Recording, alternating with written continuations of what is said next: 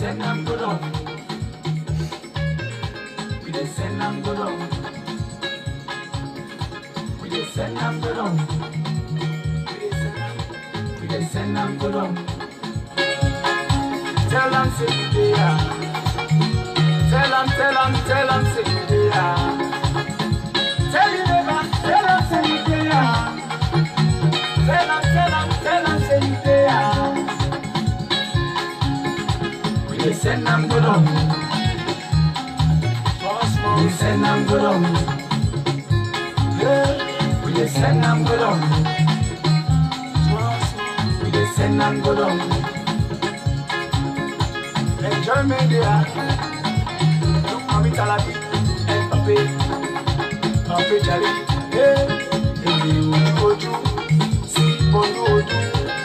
You might do. Tinde ya Bondo. Mande at na bada do. Oh, no to bada do. Tell them say you there. Tell you never. Tell them say you there. Tell you never. Tell them say you there. Tell them say you there. Yeah, we dey send them go down. We dey send them go down. Yeah, we dey send them go down. Send them, we dey send them go down.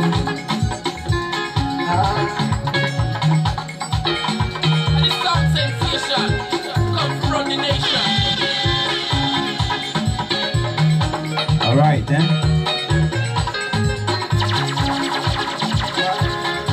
And they take Kpakio. Do the dancing and they go down low. All my boys chatty. They rocky, I need you there. Hey, Queenie. Happy day. Mr. Who's inside there? They go make you a child. Tell them say you there. Tell you never. Tell them say you there. Tell you never. Tell them say you there. The Central Bank of Liberia wants to clarify to the general public and our partners in progress that there is no $16 billion Liberian missing, as has been erroneously reported in the media. I have my head about missing money because I know what happened to the money. When I was asked to testify in this saga, I would have asked the Central Bank governor, how come a whole container loaded of Liberian dollars instead was ended up at the vault of National Savings Bank, Savings Bank, where it is alleged that pickups were dredging there under the cloud of darkness when they came in and were then uploaded. Liberia wants to clarify to the general public and our partners in progress that there is no $16 billion Liberian missing, as has been erroneously reported in the media. I have my head about missing money because I know what happened to the money. Missing money because I know what happened to the money. Media. I have my head about missing money because I know what happened to the money. In the media. I have my head about missing money because I know what happened to the money. Reported in the media. I have my head about missing money because I know what happened to the money. I will never go up, I will repeat my body to sing. I'm a body to sing. All right. Where is the asking me? Where is my God? I'm a body to sing. Where is the asking me? Where is my God? I'm a body to sing. This reported in the media. I have my head about missing money because I know what happened to the money. When I asked to testify in this, Erroneously reported in the media. I have my head about missing money because I know what happened to the money.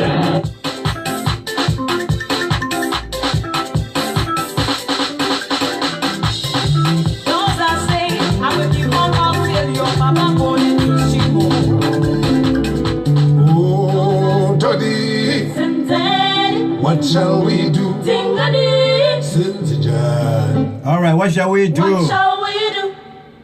Thank you, you said. What shall we do?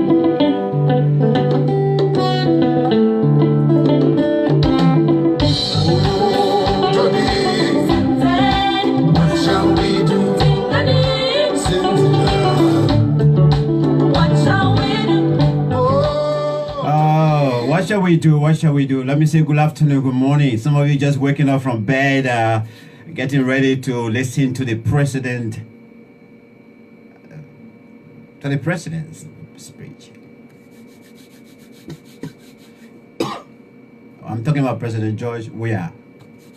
All right, some of you just waking up, right? Yeah. I've been up a long time now. It's just about 19 minutes past 3 o'clock here in the United Kingdom. So it's great to see all of you, especially if you're new here on my platform for the first time. I want to say hats up to you. Welcome. This platform, we educate people. And if you're willing to be educated, we educate you. In fact, all the people that come here on this platform, they're well respected. And so today, irrespective of the distance, I'm sitting up. I'm in my mobile studio today because my president is giving a speech. Annual State of the Nation address. Not small talk today. Yeah, because this one here, this speech here today is in this book, Constitution of the Republic of Liberia. This particular speech. So, by power or by fire, or by force or by fire, you know, this particular speech part, it got to be delivered. So it's great to be on your company. But before this speech, we got about, let me see, roughly about 30 minutes before the president can come and talk to us. And we'll go live in Liberia. Don't bother, don't worry. You're going to stay here with me, and then we'll go live. Yeah, good morning from my end. Well, good afternoon from my end. We'll stay in the afternoon. 12 is 15:20 here in the UK. So Paris, it should be about 1 hour only. It should be about 4:20 in Paris. All right. So what I want us to discuss first of all is this. All right. You know, I try to give you. I just try to take a step back a little bit to tell you, to remind you of what has been happening, right? So, leading to the State of the Nation address, I'm asking this question regarding the $16 billion. Let's start from there, yeah. Then we'll be going small until when our president, when the Omer ready to speak now, then we can go live in Liberia and listen to the Omer. But this is the question I have. I'm still asking the question. I want to keep asking until we reach to the day that the final report will come out. And thank you so much. All of you that are making your comments already, thank you very, very much. From the president down, this is the question. From the president down, what price would you want them to pay if conditional phrase is used there, okay? If any of them is caught up in the missing $16 billion. That's my question to you, fellow Liberians. Liberia for all, you need to talk now, or maybe you just say, hey, go, I was talking about it to you, but yeah, I don't know why I didn't say on that man on Max show the last time. So talk now. Let's hear from you. Let the international community hear from you as well. As our video here, our talk show, our everything we do here, we are quite linked with all organization. Good morning, Ms. Kamara as well. So that is the question I'm asking. I want us to answer this question. Just as we're taking the better way, we're going to be playing some music, you know, just to mix it up and thing. Going back to hear from those individuals regarding this $16 billion or so. For me, it's so dear to my heart. Yeah, I can't wait. Even if I don't know when the Omer will talk more about it today. Yeah, go. All we know that the result, the investigation result is out. It's done. Yeah, we're only waiting for somebody to come and say, okay, yes, money was printed, it was ordered for by this individual, the money was printed, it was brought in the country. This is where, where and that's all we want with the Liberian people. That's all we want. We just want to know, where did our money go? Who handled the money? We just want to know the trail, we want to follow the direction as to where the money went, Perhaps if any other questions or any other questions that we want to ask now, then we'll begin to ask. But we want to know. So that is it. All right, comments are already coming in. Give me your answer. And I start from the president. From the president down. What price would you want them to pay if any of them is caught up in the missing $16 billion? What price would you want them to pay? Think about your children. Think about those children. Because for me, if I say our children, the children of the Republic of Liberia, it's not because, we should just relate it to our own relatives, parents. I can't talk about LFA small. I can't tell you about LFA small. Yeah, Moses, definitely LFA coming up. Because for me, what I want now regarding LFA, after the president finished with his speech today, like he just put some on a committee together, a very swift investigation. Yeah, LFA. Put some. By the time you finish with this speech today, Mr. President, put some on a quick committee together. Swift. I'm talking about swift. Swift investigative team put together, and then do a swift investigation with respect to the story that we're hearing. Because right now Sierra Leone is suspended. Yesterday, they kicked off their Sierra Leone how they call it, premiership. It was kicked off yesterday, and I watched it live.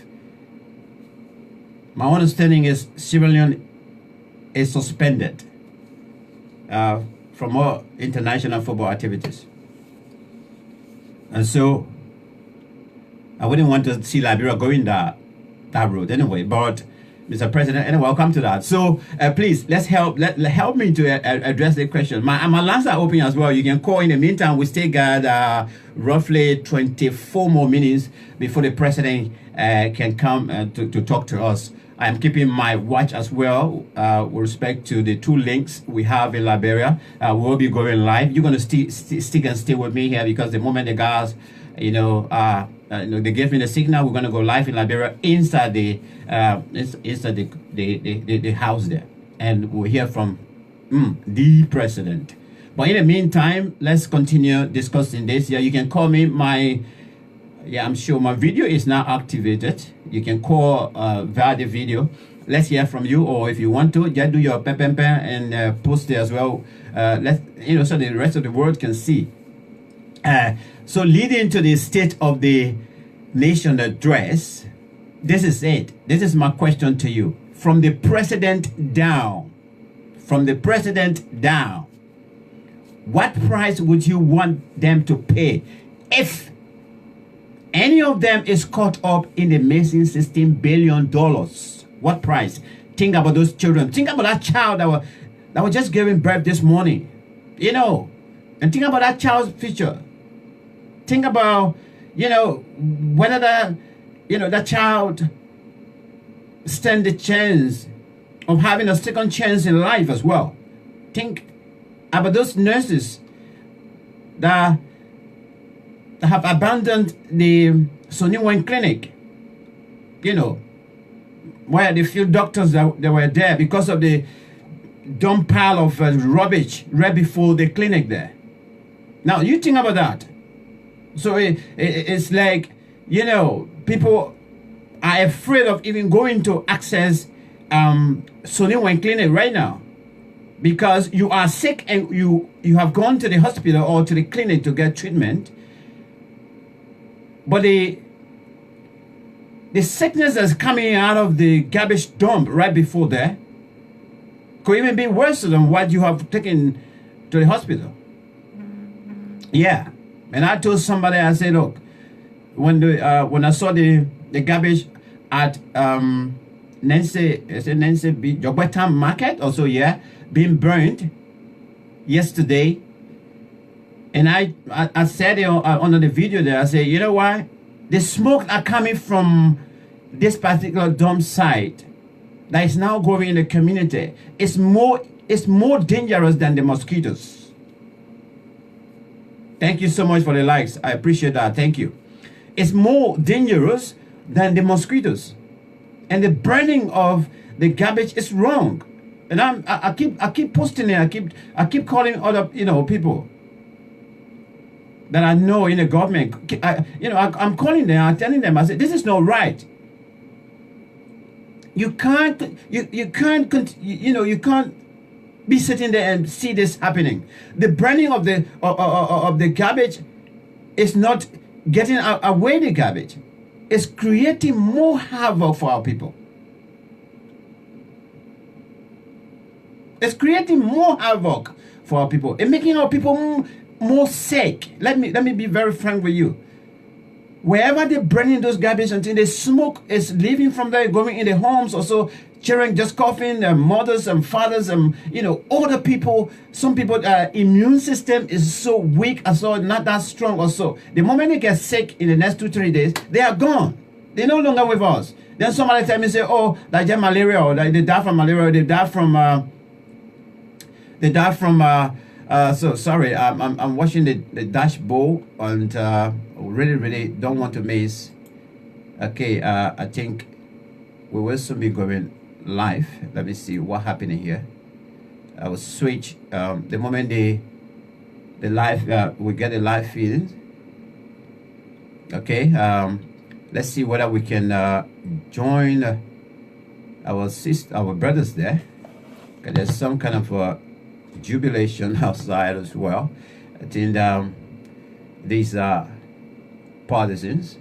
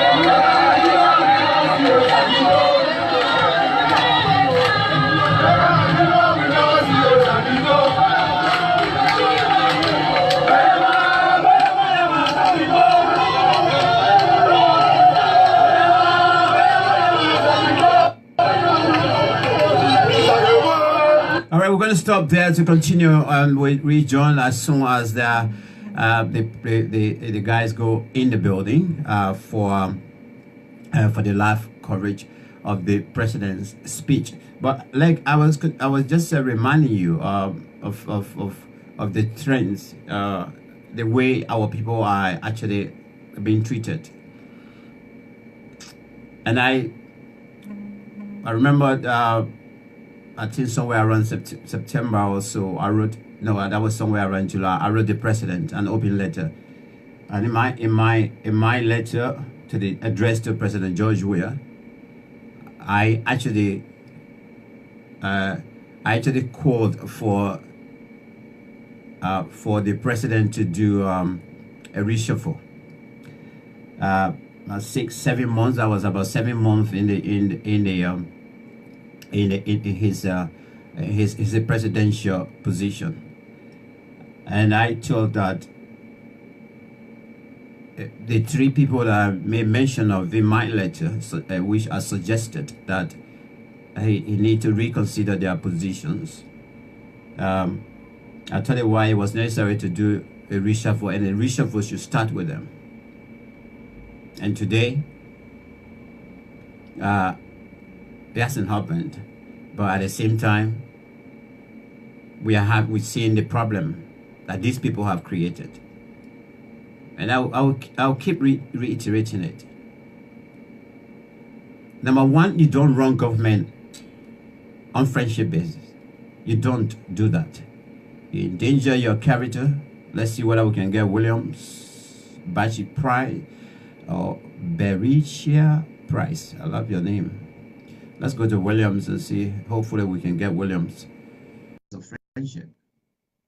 You raise the danger of endangering your leadership. And so in my letter, I did mention the city mayor of, I don't care, you know, he's my countryman. No, I don't care. What I do care is about Liberia. He's my own countryman. He's my, if we even go by our line of birth naming, I'm even older than him in a way, although he older than me in birth, but older than him in that cultural aspect. But I don't care whether he's a kissing man. I don't care about that. What I do care is about Liberia. My citizen don't care. All right, let's go to William. Yes, good morning, Max. How you doing this morning? Yeah, I'm very well. Thank you for asking. How are you doing as well? You're looking very formalities. Are you attending the State of the Nation address this morning? Well, in a way, yeah, in a way, I have to show the solidarity as well. In a way, yes, okay. I am. You were representing us from Lofa County, eh? Indeed. We have to, yeah. Yeah, thank you, man. I just wanted to be a part of your platform and to get a amount of contribution to what, in my opinion, is a very serious matter. This $16 billion and this investigation is, I hope the president will address that in his speech. And I hope you'll use the opportunity to be able to assure the Liberian people that after the report comes off, whoever involved will be prosecuted based according to the law. I mean, I read your caption, and your caption, in my opinion, it seems to be a rhetorical question, because the thing is that we are a country of law, and the law states that whoever is caught in a criminal act, the person should be prosecuted. If found guilty, should be able to be incarcerated or held responsible. And so to ask the question, what should we do? I only understand that where you come from, because in recent time, our country seems to be a country of men, not laws, because there are things that have been happening in the country. It hasn't been addressed by the leadership, and that there are crimes that have been taking place that the leader, I mean, it hasn't been given the right attention as it relates to justice. I mean, so your question is very concerning, but I think the Liberian people will deserve better, and this is a national issue, a national crisis. It's an issue that has to do with our national treasure. If our national treasure is being diminished and plundered by people who the people trusted and given state power to, and then we have to hold them accountable and hold them responsible. So I hope President Weah will address that in his speech. But I sense that President Weah's speech, based on the information, the release copy that we have in our hand as we speak, is all based on platitude. It's all based on rhetorics. It's all based on self-aggrandizement and self-glorification. He will put forth some things that will be challenged because those things that he putting forth are things that I mean, in essence, is far short of the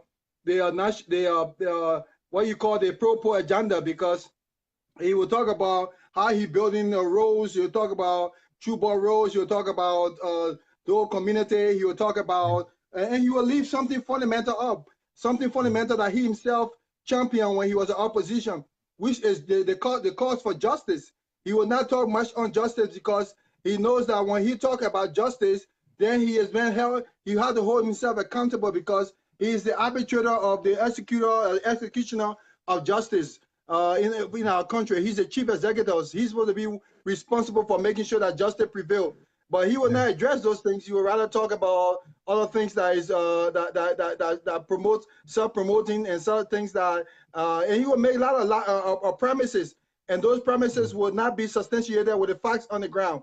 For example, since you talk about giving free education, up to this day we don't know how that's going on. We don't know the modalities, how it's going to work, how it's going to be funded. He will talk about how there's a challenge ahead of us. Yes, there's a challenges ahead of us as a nation. But those challenges, we cannot face those challenges with hypocrisy. What do I mean face those challenges with hypocrisy?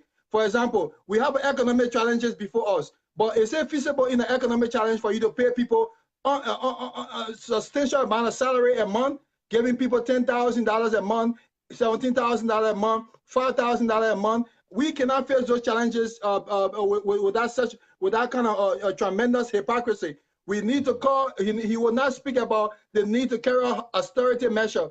Austerity measure in the sense that you need to call upon the House of Representatives, the House of Legislators, so that they can redraw and revisit the budget, so that the budget should focus on the main things that concern our country, like education, like agriculture, like healthcare. He will not talk about those things. He will not talk about how his budget is overinflated, how his budget has been overinflated than the budget of previous government. He won't talk about how his office receiving so tremendous amount of funding to the tune of almost $3 million a year, which is contradiction to the previous government. He won't address those things. He won't talk about how the rapes and crimes are taking place in our country, that women and child are being raped and without impunity. He won't talk about the security measure that needs to take place to protect the welfare of the Liberian people. Rather, those security measures have been only to protect his own interests and his property. Today, the NSA has a budget, what we call the black budget.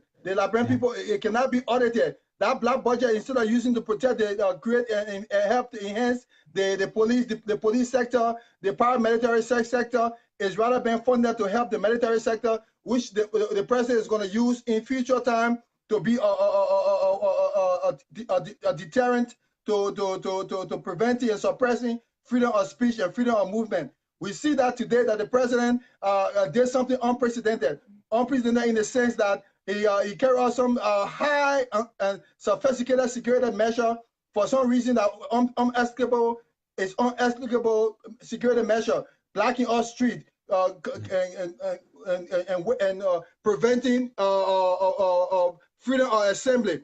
It is traditional and it is customary that such a high-profile event, that's when the citizen uses the platform to be able to express and hold the government and petition the government. But the president had denied that. He had prevented that. The administration had denied that. There are numerous applications that went out to the city hall and city administration to have people assemble peacefully to protest their petition and make petition. But those applications were denied or were even suppressed. But how on the contrary, we have the president partisan have been given, facilitated, and logistically given resources to go out on the street and intimidate and suppress other people who want to come out. We saw the video today. The president partisan were on the street and they were provocative and causing fear and intimidation to other people. All these things are sad for our democracy, especially our transitional democracy after 12 years of peace. So we are calling on the government and the people, and the government in essence is not only the executive branch, but the judicial and the legislative branch to step forward and do the Liberian people bidding. But if they do not do the Liberian people bidding, the Liberian people will have the constitution to be able to amend such a tragedy. So thank you very much. We appreciate what's going on, but we know for a fact that the president will not address these concerns regarding the 16 billion, and he will not talk about the War and Economic Crime Code, which is a priority, and he will not mention that either. But thank you very much, Max. If you have any question, I will be standing by to answer or maybe comment on some of the things I said. And I want you to know that I just try to use the Tommy Gun style of commenting because we don't have time. I try to exhaust all my time as possible because for time equity. But thank you so much. I appreciate you. No, stick there for 1 minute. Give me 30 seconds. Now, I mean, this is what I've been looking for. In fact, I was discussing last night. We were looking ahead of the speech as well, and this is why exactly what I was trying to get as many people last night in terms of going ahead, looking into the speech and then try to analyze it and try to actually suggest as to what is in the speech and as well as what you want to hear. Those are the questions that people were addressing last night. But let's take it from this point, where in fact constitutionally it is within the constitution that on this day, yes, this president or any other leader for that matter is supposed to appear before before us, before the international community, and address the nation. But then one primary concern there is the president must be able to tell us about the expenditure and the income. Now, do you think our president would be very, very fair enough to give us the chronological explanations with respect to these particular constitutional mandates, which include make sure that he tells us about the expenditure, make sure to tell us about the economics? Do you think? Well, I definitely do not think that the president will do that. And it is not based on speculation or based on assumption. It is rather based on the president past and previous actions, and as relates to his non-commitment in being transparent. As of this time, we don't even. There are a lot of things that are going on that should be a public record, that the public should be aware of, that is not being aware of. For example, the president declaration of assets is today. It's been a gag order on that. Today's day, the public don't know what the president brought to the table. And then there's some things that the project the president is carrying on. Those projects has not been full disclosure of those projects, what the money been spent on, how it's been optimized, and what it's been used for, who's in charge of it. There are a lot of things. There's a longer list of things that can give an indicator that the president would not be forthcoming with the Liberian people, and that the president is in direct breach of the Constitution. He has from the beginning of his administration affording demands to the Constitution. When I mean demands, in the sense that he swore an oath to protect and defend the Constitution. However, he accused the Constitution of being a racist Constitution. On his first State of the Nation address. I mean, if that's not contradictory, if that's not a constitutional violation, I don't know what else could be. Then go to his asset declaration, and then his business affiliation and his appropriation of contract and the assignment of contract. I think you know about the Ebola and the Eboman loan, and the list of things goes on. But just to be short, the president will not, because he has not in the past demonstrated such. I don't have any reason that he will do it now or do it later in the future. And the reason is because the president is getting away with it, because the structure of government that have been provided for such things to be created, balanced and be held accountable is not functional. We have the president on a show, watching the program. Deputy minister of the government were on the program, saying that the president can use his power to remove the speaker, and in a sense trying to intimidate the other legislatures and the other members of the parliament, or so to tell us that the president has an overwhelming dictatorial power. But Max, it's just that I don't think so. He will not do it. He will not, and there has to be there has to be a need for that, because we trying to build an institution here, Max. An institution. What do I mean by institution? An institution that it will not be about individual, but rather it will be about the general good of us now and our posterity tomorrow. Because if you give accountability, what accountability does is that it shows transparency, and then it encourages people like you and myself to want to go ahead and invest in the country, or make sure to know that, because if the president lay those things out categorically as you are stating, that will give me what you call investment. It will give us what we call speculate. It will give us some power to be able to speculate the future growth of the country. and then that way we can use that speculation to be able to do our future investment. With all of those things, I mean, the country gonna be stagnated economically, you know. So I don't think he's gonna do it. Okay, Williams. Let's keep let's hope we can keep together until maybe right after the speech again. We'll try to analyze it. Another thing is that I don't know what the opposition are doing. I mean, it really bugged me that the opposition, because the opposition should at least come on and preempt and have a press conference and preempt and the president's speech. The reason you preempt the speeches is that you put the president's feet to the fire, because there are things the country is expecting to be in the president should address. So when the country minds are put with expectation of what they should be expecting the president to address, and the president goes on and does not address it, then the response of the opposition could be like a rebuttal. But I don't see no opposition leadership going on. I hope they step up and do something. If they need help, let them call someone else here. Let them call you, and we can give them some advice, I think. Thank you very much, Max. I appreciate the time. Yeah, Williams, I agree with you on that note. When yesterday or late yesterday afternoon or so, one of them came up and posted that, look, after the president's speech tomorrow at 6 p.m., we will come up with our statement. So I called them, not only the individual, but I called somebody within the Unity Party and asked the question. I say, don't you think you people need to come right now to actually go ahead of this speech and say something to the Liberian people why you expect, this president? And unfortunately, the president too told me the same old thing. We're waiting when the president finishes, then we'll go do it. But that's how it happened in Liberia anyway. Here is a different thing where you are. And that's what we need to change. And it's necessary, because here's the thing it does this thing. The president has a bigger puppet. The president has what you call a bullet puppet. The president has what you call the ear of the nation. You, on the other hand, you are like the de facto government.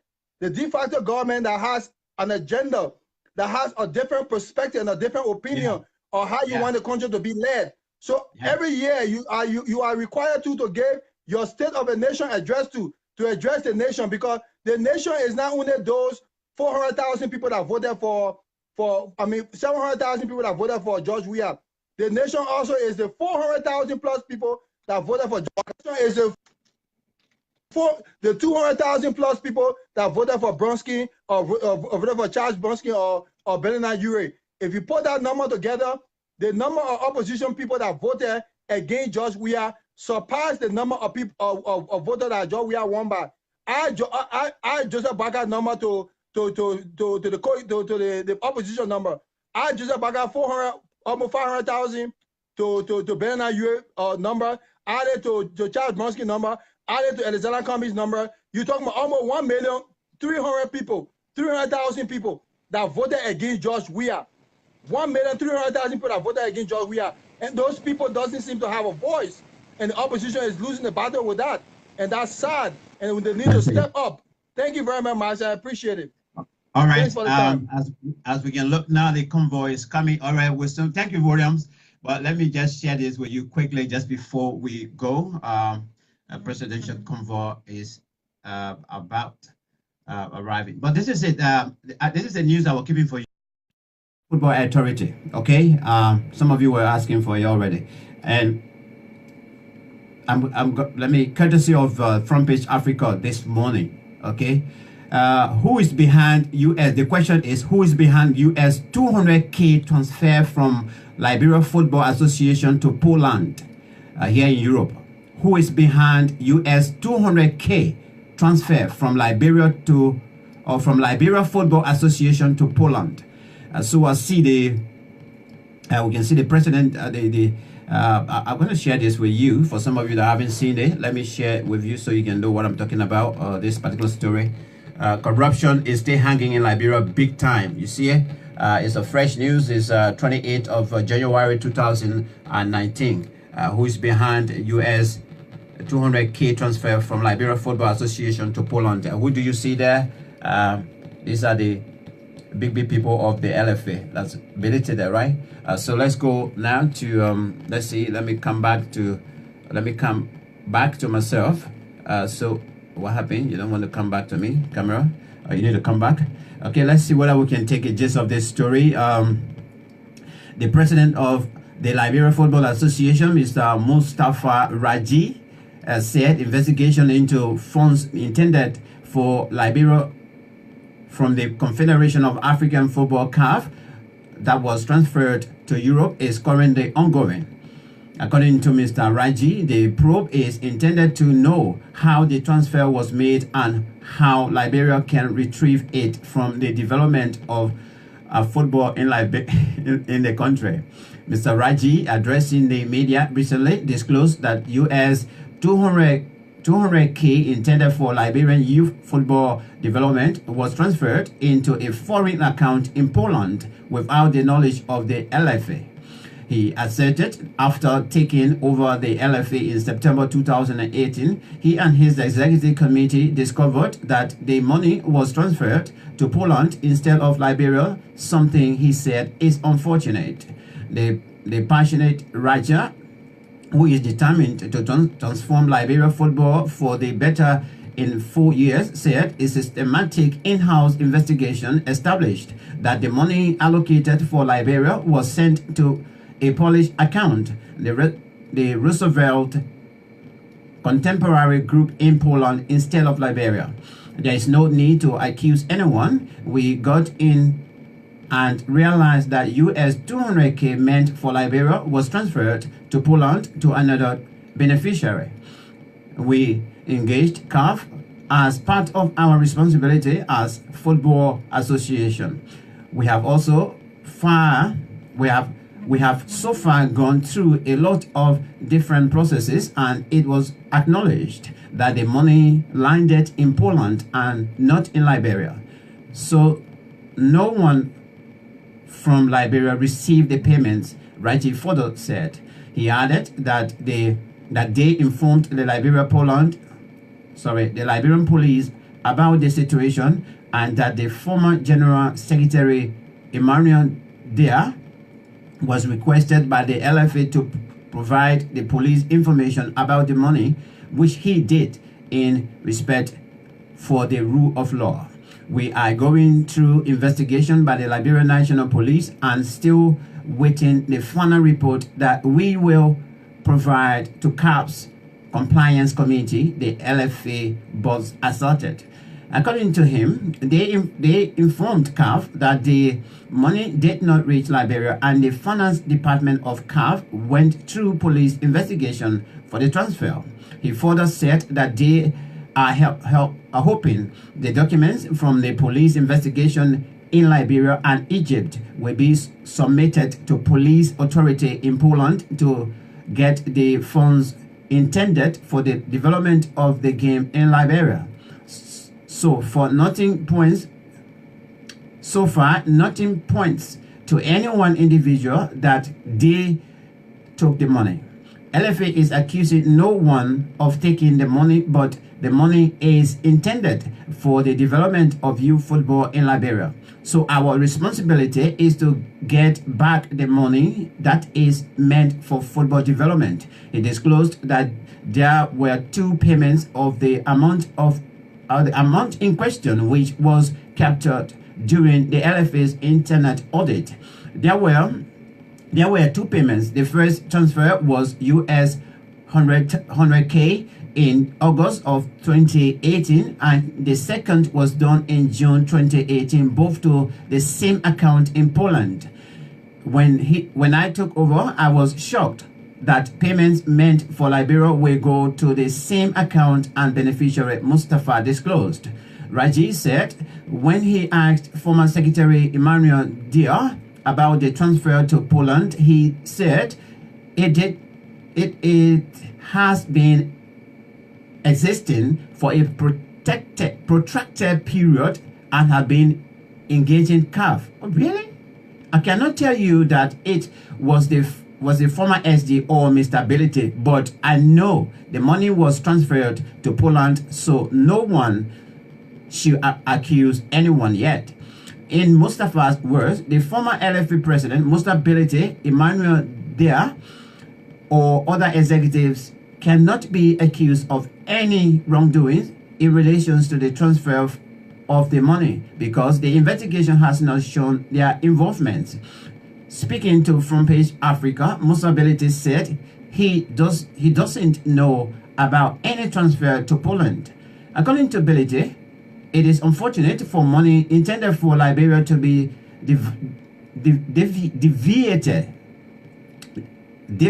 to another country without the knowledge of the LFA. Meanwhile, Dea has chosen not to speak to the press on the matter, but was invited by the LMP to provide information and has been cooperating well. The big question that needs answer is why? Why, for the past 2 years, the LFA under Bility did not disclose the missing money to CAF and the Liberian people. So that's the story there about the missing money again in Liberia. This has to do with LFA. Let's see. Okay, let's see what's going on now in Liberia. We are still awaiting the signal from our colleagues there to bring you live the president's speech. But yes, I'm still asking a question about the missing $16 billion. It's 1 minute to 4 o'clock. At 4 o'clock, accordingly, the president should be on the podium to be speaking to his people, to all of us. Okay? But I'm still asking a question from the president down regarding the missing $16 billion. What price would you want them to pay if any of them hand is caught up in this $16 billion?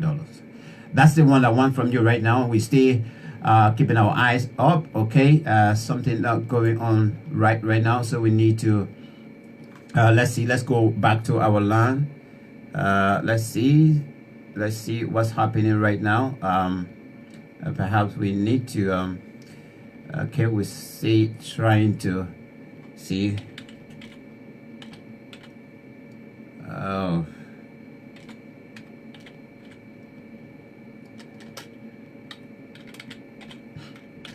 all right, we stay trying to get a reconnection. There is something going on now, but our computer is actually playing up now. Yeah, the speech is on now, but the computer is playing up. I don't know what's happening. Let's see.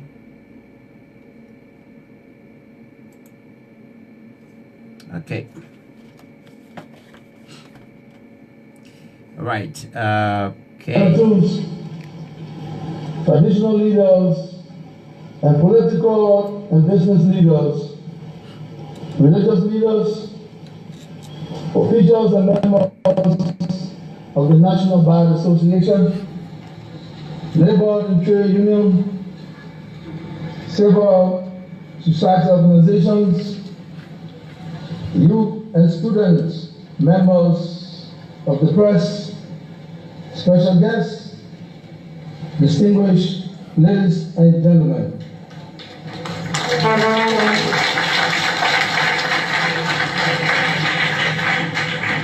Fellow Liberians, 6 days ago, through the grace of the Almighty God, the Coalition for Democratic Change, the CDC, was blessed to celebrate our first anniversary as an Cuban political party. On that day, we give God the glory and also give Him the thanks and praise for His guidance, the goodness, and His mercy, without which we would not been here today and would not have had the cause to rejoice.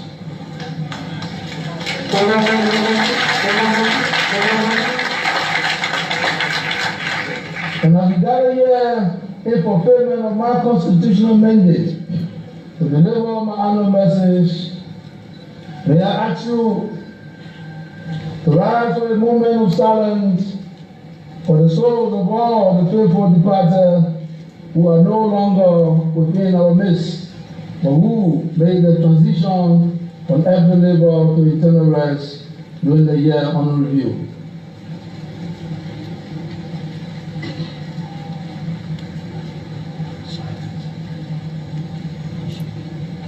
Thank you.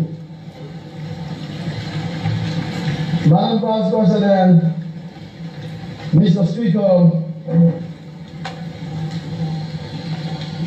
honorable pro-tempore, honorable members of the 54th Legislature,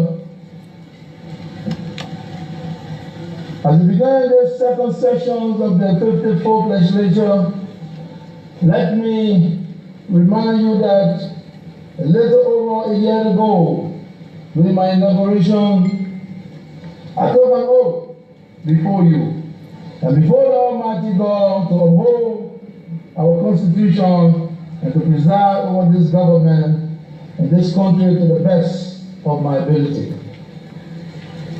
This includes, among others, ensuring freedom of speech and by extension, freedom of the press, freedom of assembly, revitalizing our economy, rebuilding our infrastructure, providing protection for our people, and ensuring respect for the rule of law.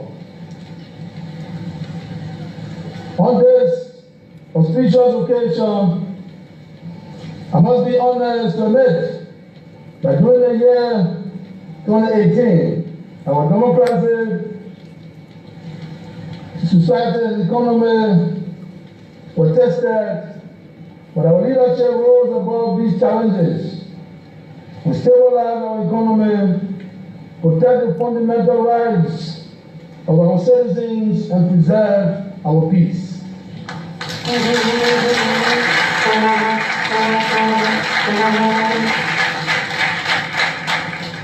Madam Vice President, Mr. Speaker, Mr. Pro-tempore, honorable members of the 54th Legislature, I would like to thank you for your cooperation in passing into law several pieces of legislation relevant to the proper agenda for prosperity and development during the period under review.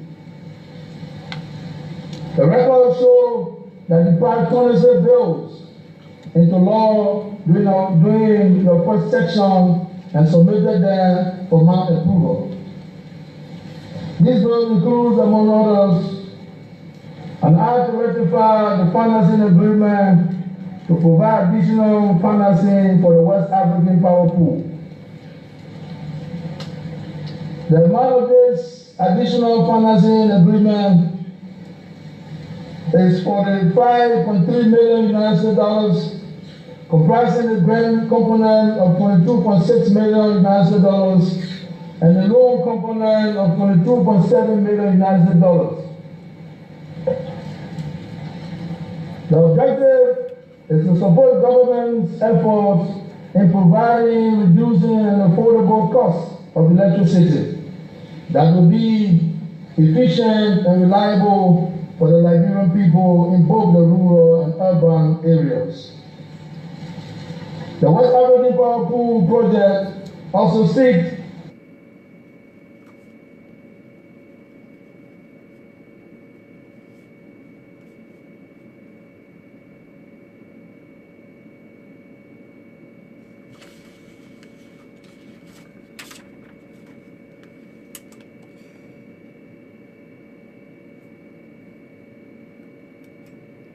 All right, I think we're having some technical problem there. That's Liberia now, so network we keep fluctuating.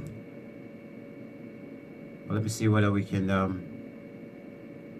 the president just got somewhere that I really wanted to pay keen attention to as well. But let's see whether we can quickly do some adjustment and get back to Liberia. Let me do quick adjustment, please. Let me do quick adjustment and get back to Liberia. Okay, we stay here. Our president is now giving his annual State of the Nation address.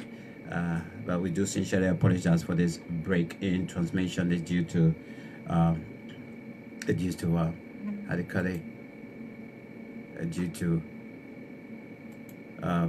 network problem, as we all know. It's not easy in Liberia sometimes. Even we don't even have ELBC that can help us to actually carry the program live for us. So this is just so much frustrating as well, because if we have our own state media institution that could be doing this, it could be fine. Let's see whether we can switch quickly.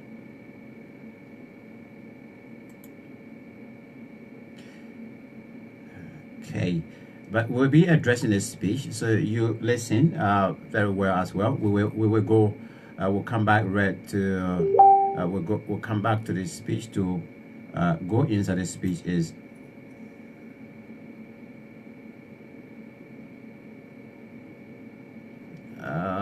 Can be seen, so we can analyze the speech right after it. Unfortunately, now it's like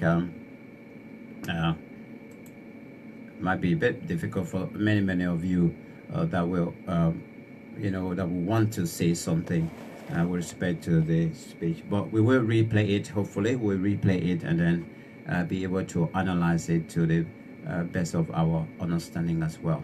But you're back. Let's see. All right. Okay, we're just getting the signal now that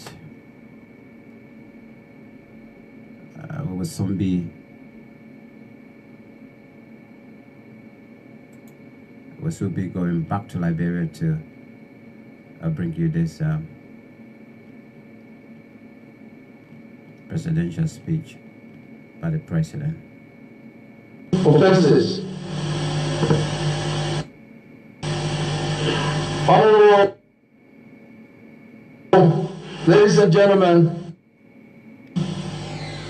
you may recall that I vetoed 2 agreements that were forwarded for man approval, including an act to ratify the Mineral Development Agreement between the government of the Republic of Liberia and the Hammerberg Resources Liberia INC, and an act to create the Ima district within Lofa County, Republic of Liberia. What district?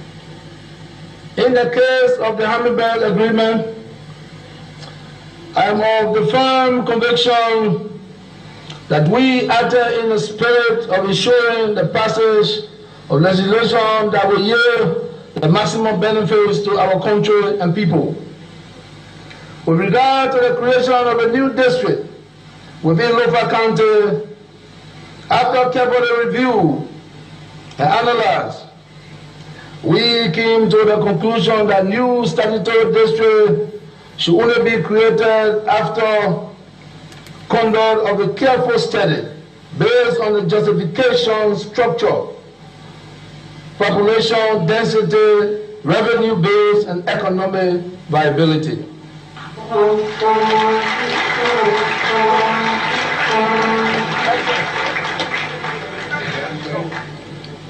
This process should also take into consideration the necessity for effective administration and the need to bring services closer to the people. I also believe that the local government Act will ensure that new statutory districts are not created solely for political purposes or will not impose undue burden on the national budget.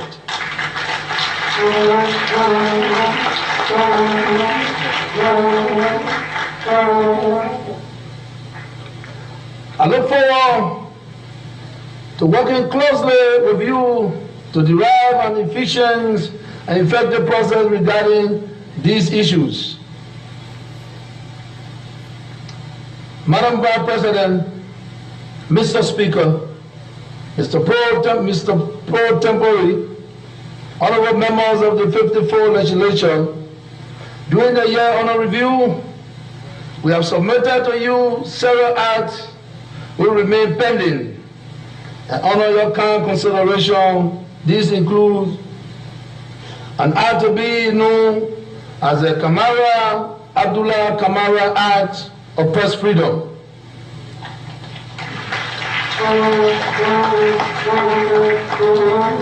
This bill protects people from crimes such as criminal libel against the president, seditious, and criminal malevolence.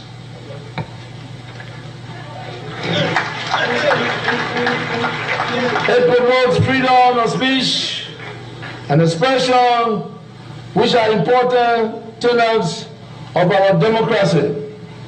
It also promotes good governance as well as the rule of law. We therefore respectfully urge you to consider the timely passage of this bill, as well as other bills essential to our pro agenda for prosperity and development that have been submitted to you, but remain on deliberations in your committee rooms. We refer particularly to the following: the Dual Citizenship Bill,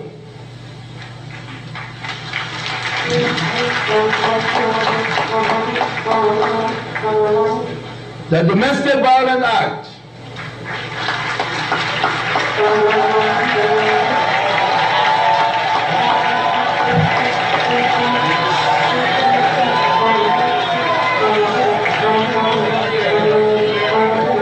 an act to name certain roads and bridges within the Republic of Liberia, an act to amend the Revenue Code of Liberia to adopt a modernized Custom Code 2018,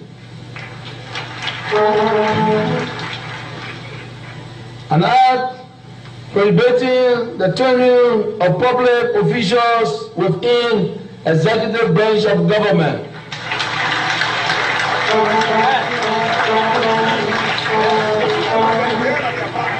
the ECOWAS Custom Code,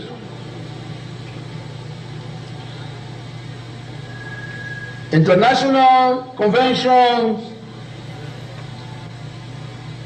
the simplification and harmonization of custom procedure, the National Lotteries Amendment Act. Madam Vice President, Mr. Speaker, Mr. Pro Tempore, and honorable members of the 54th Legislature, as we enter our second year of governance, we intend to submit several new bills for your consideration to enable our administration deliver on its pro agenda for prosperity and development. These will include, among others, an act to rectify and authorize the payment by the government of Liberia of tuition fees for all undergraduate students in all public universities and colleges in Liberia.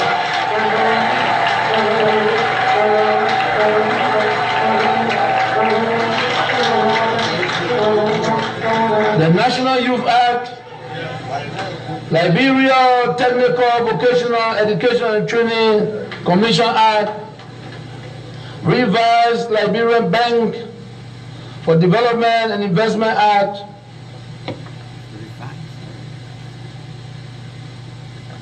Madam Vice President, Honorable Speaker, Honorable Pro Tempore, and members of the 54th Legislature, during 2018, we issued one executive order to address a national imperative, Executive Order number 93, extension of the Executive Order number 87, suspension of tariff on rice.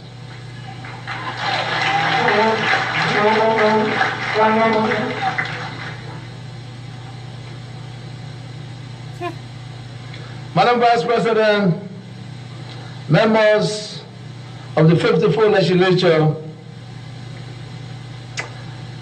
I was elected into office upon 4 pillars of our party manifesto, namely, power to the people, economic and jobs, sustaining the peace, governance, and transparency.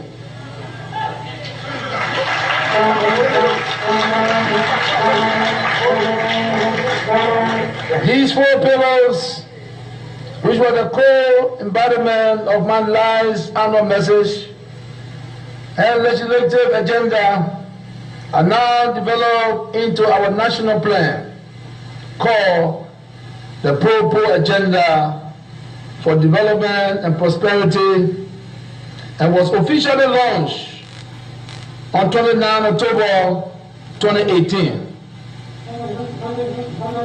The overall objective of the PAPD and its ultimate goal is to lift our people from poverty to prosperity.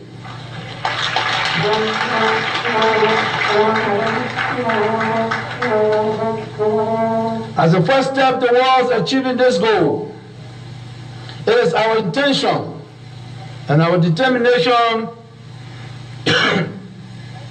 to reduce poverty by 23% by the end of 2023 by providing greater income security for an additional 1 million Liberians who now live below poverty line.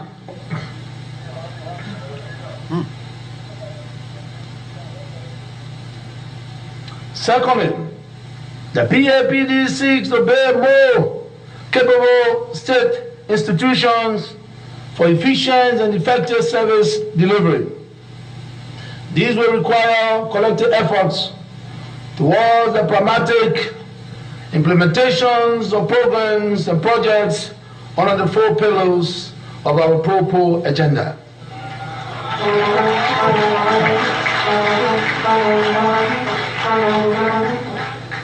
Madam Vice President, Mr. Speaker, members of the 54th legislature, the constitutions of the Republic of Liberia mandates the government to provide education for all Liberians.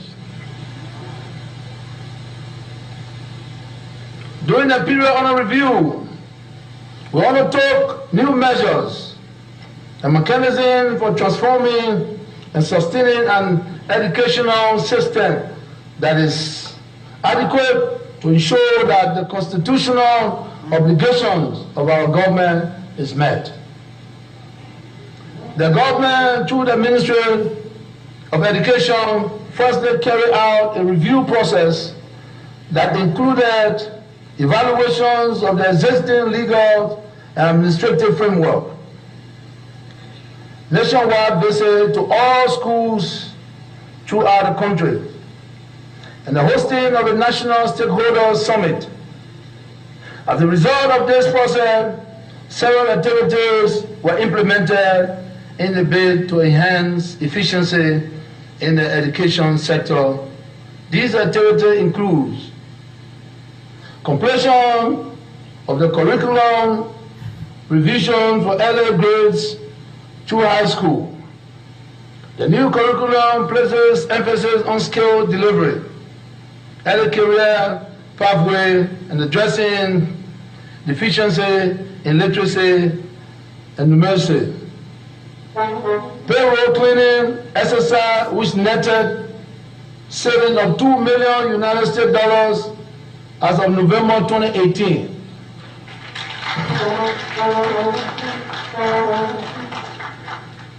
The saving enabled the government to enroll nearly 1,100 out of 3,764 teachers who, for nearly 9 years, have been paid irregularly and substantially below salaries earned by other civil servants.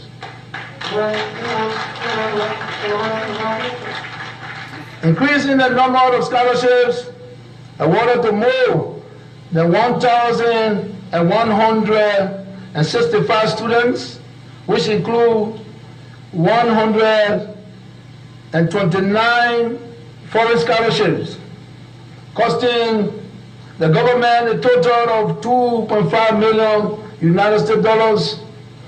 The government of China and Morocco and several other countries awarded bilateral scholarship to nearly 100 Liberians to pursue studies in those countries.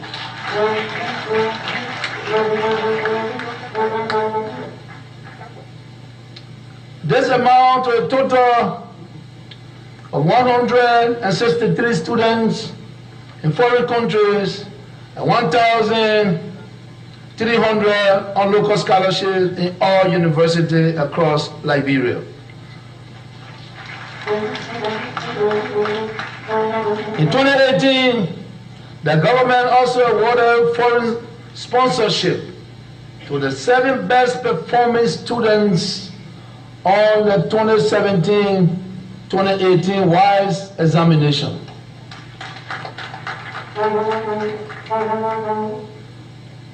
Tuition waiver for all public universities and colleges under the 2018-2019 Public Sector Investment Project. Appropriation, the Ministry of Education was allocated $4 million United States dollars for infrastructural improvement and expansion, including the renovation of 33 public schools and the refurbishment of 15 science laboratories in public secondary schools.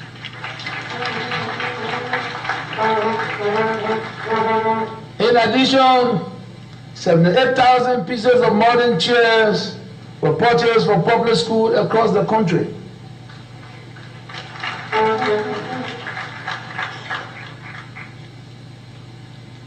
WISE intervention programs.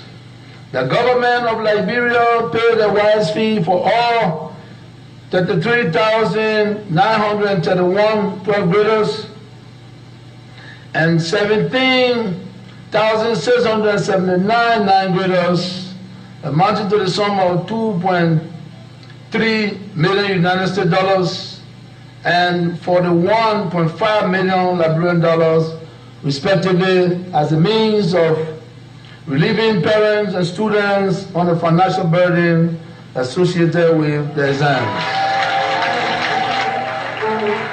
and improve performance.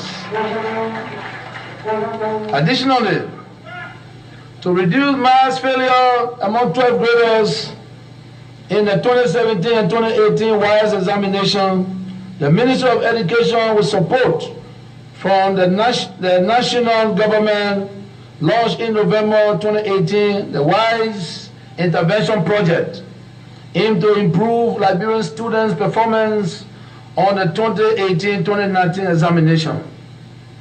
The project provides Saturday tutorial for all 12th graders in the country, free of charge. The cost of the project is little over $350,000 United States dollars.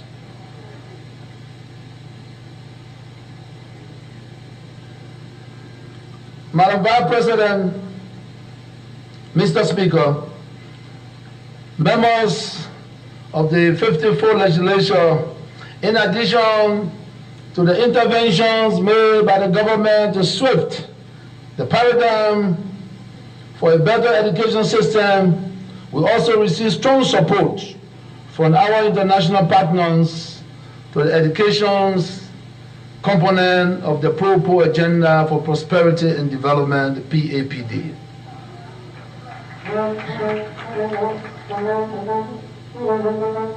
The World Bank IGA made a grant loan of $25 million United States dollars for investment in public secondary schools, including construction, rehabilitation, setting up laboratories, provisions of teachers, residences, in rural school communities, girls' retention to secondary school, and a host of other interventions helpful for secondary school children. The Global Partnership for Education made an initial investment of 11.1 million United States dollars. Intervention in early childhood development initially converting 6 counties. Covering 6 counties, a secondary grant of 5.9 million United States dollars was also provided to top up the initial amounts, making a total of 17 million United States dollars, of all of which are being dedicated to the development of early grade schools. The European Union made an investment of 20 million euros dedicated to the development of technical vocational education in Liberia.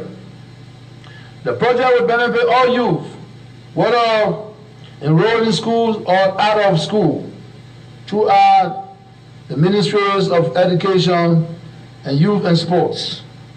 An additional 12.5 million euros previously set aside by the European Union for out-of-school youth is being requested by the Ministry of Education to expand and continue the investment in vocational education, formal and informal. That applications, when approved and finalized, will bring to 32 million euros, which will be targeted vocational education in several counties. The Swedish government has also committed itself to investing approximately 5 million euros for vocational and skills education in Liberia, designated especially for reconstructing and equipping the Vonjima Multilateral High School, which was destroyed during the war.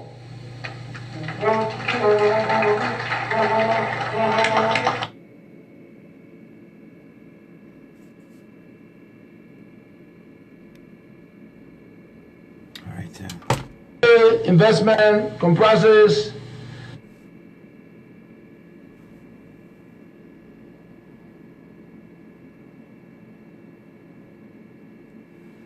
$27 million United dollars for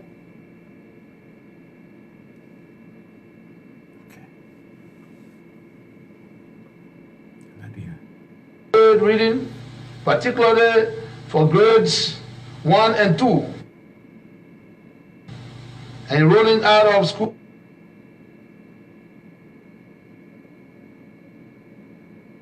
children into learning programs, which is estimated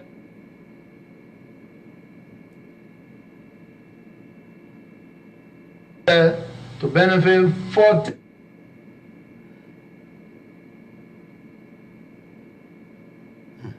Liberia. The school feeding program, which is ongoing as of 2018, is expected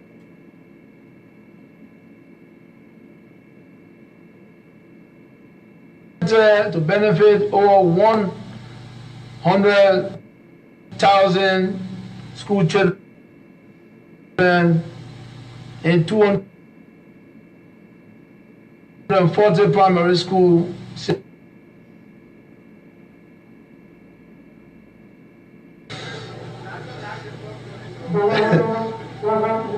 Madam Vice President, Mr.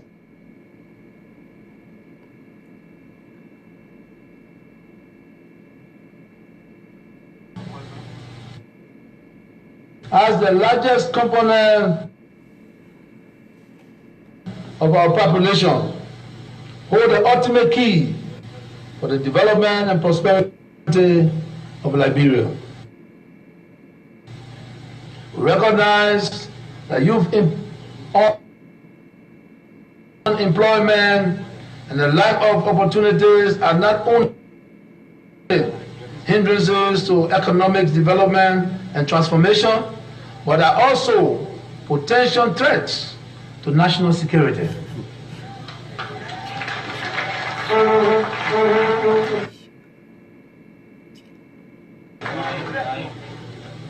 Therefore, the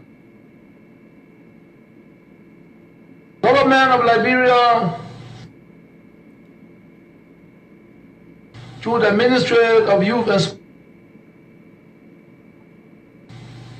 we have therefore focused on several key strategies, intervention to alleviate some of the issues in youth employment and empowerment and sports development. We have completed the recruitment of young people who are to be beneficiaries of youth empowerment and employment.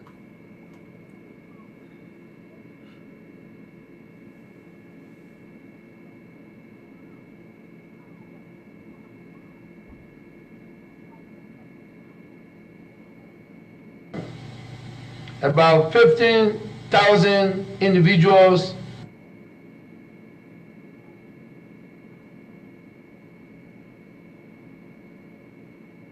and households are expected. Oh, Liberia, the internet business. In all 15 countries. Look at this one. 28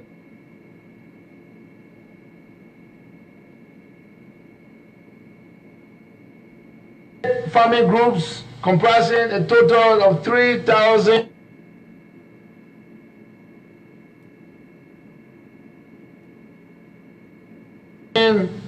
612 youth have received the first tranche of labor subsidy cash payment of 150 United States per youth.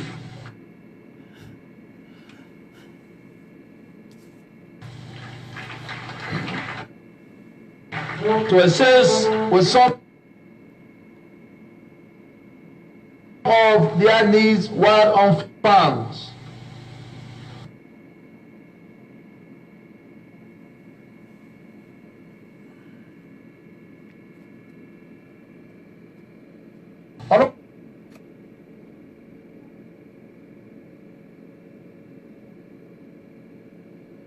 An additional 3,612 youths in 128 communities are being recruited across the country for and two implementation. The Youth Opportunity Project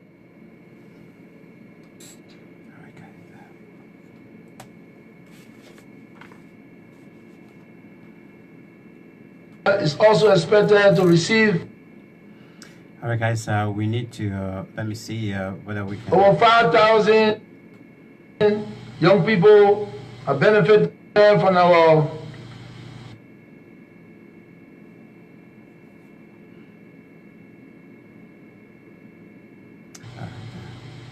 sexual reproductive. All right, let me see whether we can switch to another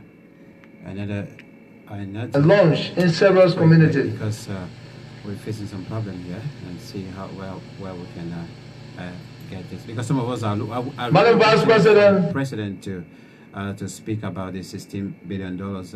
We hope the President can make mention of that as well, not all these other issues that has been addressed, but we want to know about the $16 billion and the $25 million as well, which of course is yet to be mentioned by the President. To teaching and practicing conflict resolution and prevention well formed in several communities in Bong, Cape Mount, Magibi, and Nima counties.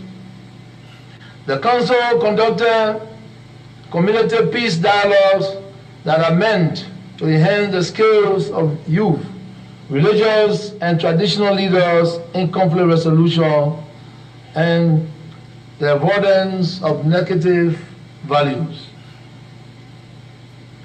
The government, with support from the United Nations Development Program, rolled out the Youth Connective Liberia Program. This is a social entrepreneur youth development program that seeks to develop young Liberians into productive citizens. The program supports youth in innovations, ICT, volunteerism, entrepreneurship, advocacy, and leadership.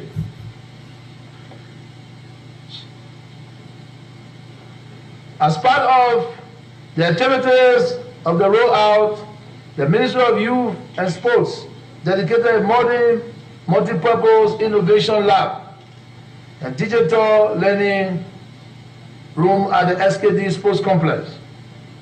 The facility is equipped with computers, projectors, and internet connectivity and serves as a resource center that provides a space for online learning, peer mentorship, networking, and training for youth within Mr. County and its environment.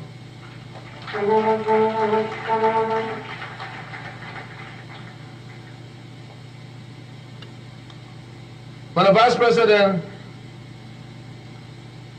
plans are being worked out by the ministry and our partners to replicate seminar facility at our youth and community center across the country.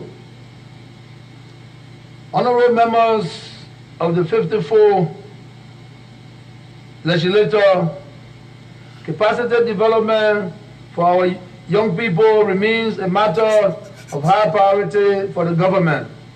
Our TVET institution graduated about 3,000 students with the Morovia Vocational Training Center accounting for 2,709 graduates.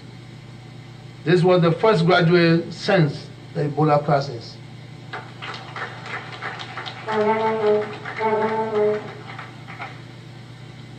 Also, the government has successfully completed negotiation with the European Union on the terms of a 20 million euro grant, which is meant for the modernization of 7 TVET institutions in the country. The execution of this program has begun with the United Nations Industrial Development Organization as implementing partners. The Ministry of Youth and Sports has completed assessment for the reopening of the other TVET institutions, Timutu Agriculture and Vocational Training Center in Bon County, Clay Agriculture and Vocational Training Center in Bomi County, and Youth Agriculture Training Center in Mozarado County. We are currently partnering with the different organizations to improve and enhance TVET delivery across the country.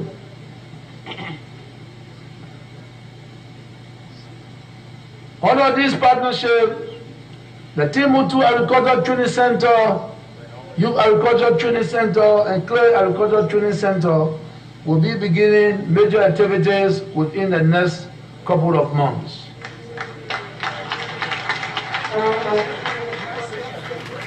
The RD, a working group on education, management, and policy support, has a 5-year project for the development of oil palm industry in Liberia, with emphasis in nursery development. 30 young Liberians from the western region of the country are to benefit from the 3-month intensive training in nursery development for the pilot phase of the project to be carried out in Clay Agricultural Vocational Training Center in Bomi County.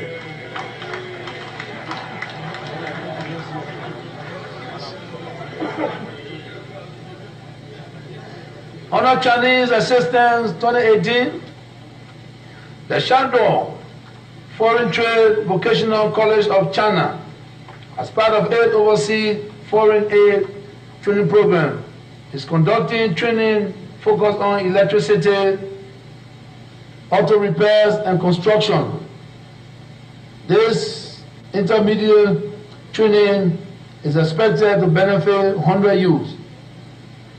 The government continues to champion the use of sports as a tool for youth development and the promotion of social cohesion.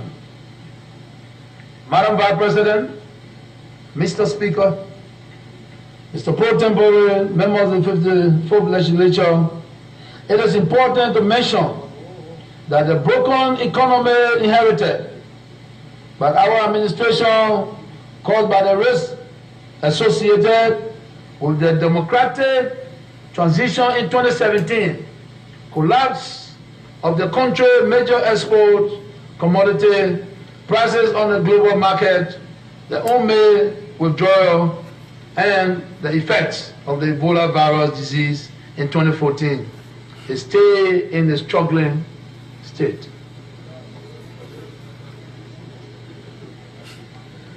Despite these peculiar adverse economic circumstances, growth in real growth domestic product recovered at 2.5% in 2017 and was projected to rise to 3% at the end of 2018.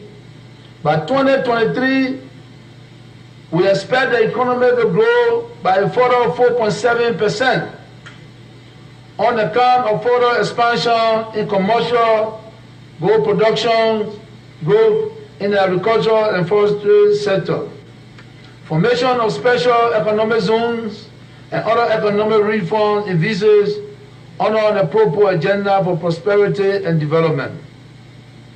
Even with these optimistic recovery forecasts, our projected growth rate are still below the pre-Ebola period, when the economy grew on average by 7.5% annually. Honorable members of the 54th Legislature, during the period under review, the Liberian dollar performed poorly against the United States dollars. The average Liberian dollar exchange rate with reference to the United States dollars depreciated from 117 Liberian dollars to 1 United States dollars in 2017, to 157.8 Liberian dollars to 1 United States dollar at the end of 2018. At its lowest value before the government intervention, 1 United States dollar was being exchanged at 180 Liberian dollars. This massive depreciation of the Liberian dollar primarily driven by the deteriorations of the country's terms of trade and an increase in demand for United States dollars to service imports. Other factors were the legacy of the UME drawdown and the Nigerian adverse impact the Ebola crisis. To help stabilize the situation, I delivered an economic speech in which I mandated the economic management team and the Central Bank of Liberia to find solutions to exchange rate and other macroeconomic problems.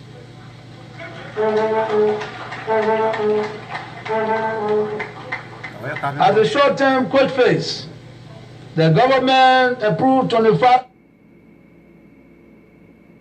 million United States dollars to enable the central bank to intervene in the foreign exchange market.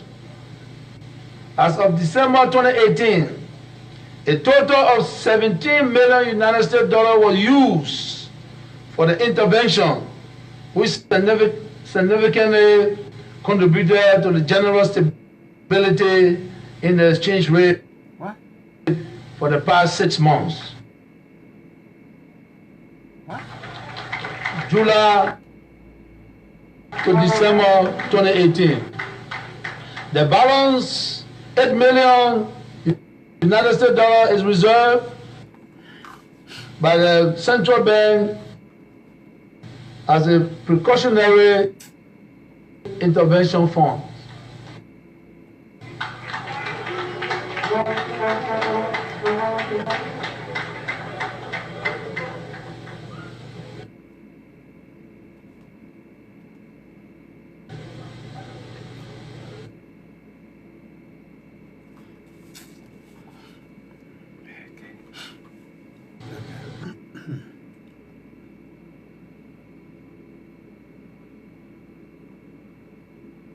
All right, guys. I think this internet problem is. Of the 54 legislature, It's still giving us some problem. I don't know. Liberia's trade deficit. Let's see what we can quickly get a readjustment and see.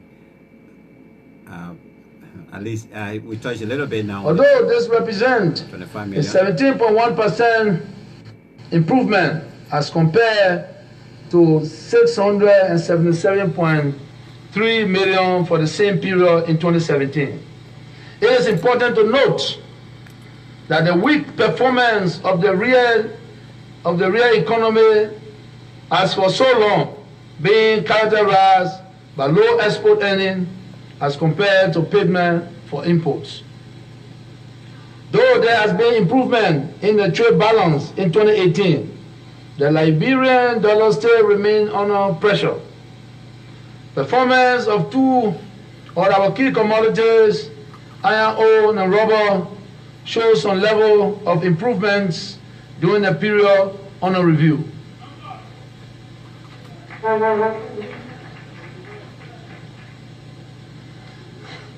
Receipts from iron ore export almost doubled from 57.8 million United States dollars to 106.5 United States dollars, while rubber export grew slightly from 67 million United States dollars to 68.9 million United States dollars compared to the same period in 2017.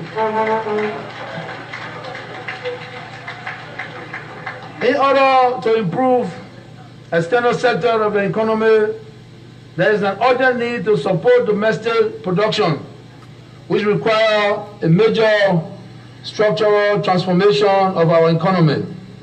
In this regard, on the pro-poor agenda, agriculture has been considered a matter of priority to achieve this structural reform.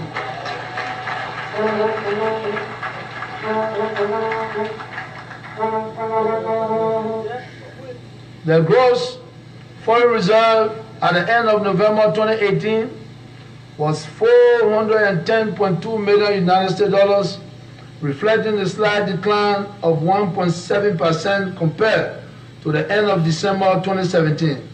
This slight decline in gross foreign reserve can be largely attributed to low export earnings.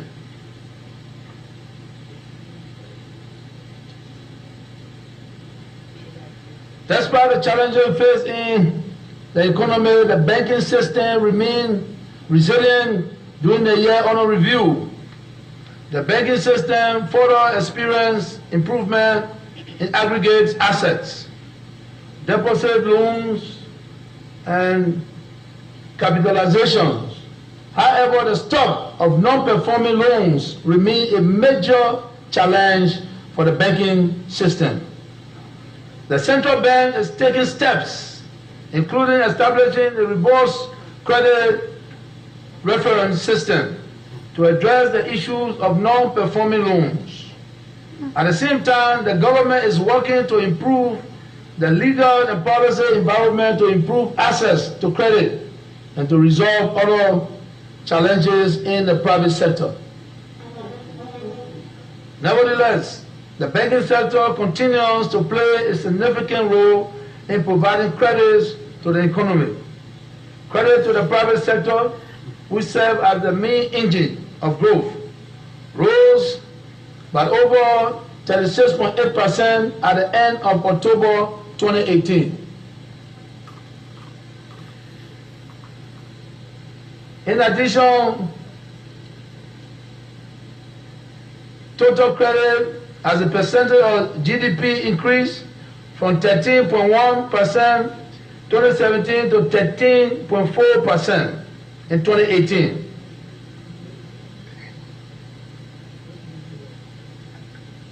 Largely as a result of growth in loan to all major sectors, especially the extractive sector, oil and gas sector, and the manufacturing sector.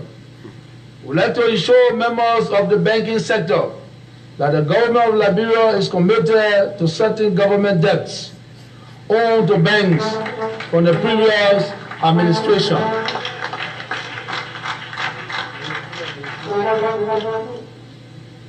We'd like to ensure members of the banking sector that the government of Liberia is committed to settling the government debt owed to banks from the previous administration.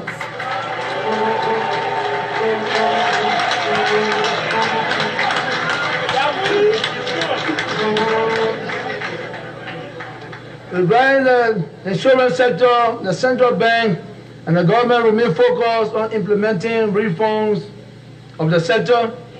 The measures taken to bring stability to the sector has led to some improvement in the regulatory landscape in the sector. Liberia has made progress in deepening the financial system through the national payment system and digital financial space. There has been an uptick in the use of mobile money services across the country, as well as the automatic teller machines, the ATMs, which has helped to increase access to payment.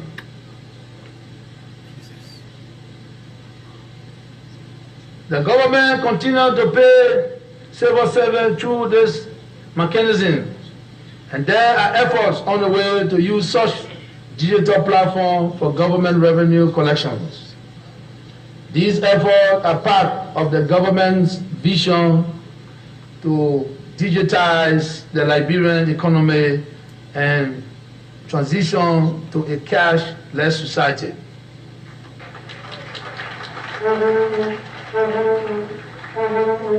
Madam Vice President, Mr. Speaker, honorable members of the 54th Legislature, during the year under review, the news media in Liberia was saturated with stories alleging the containers of Liberian dollar imported by the central bank were missing.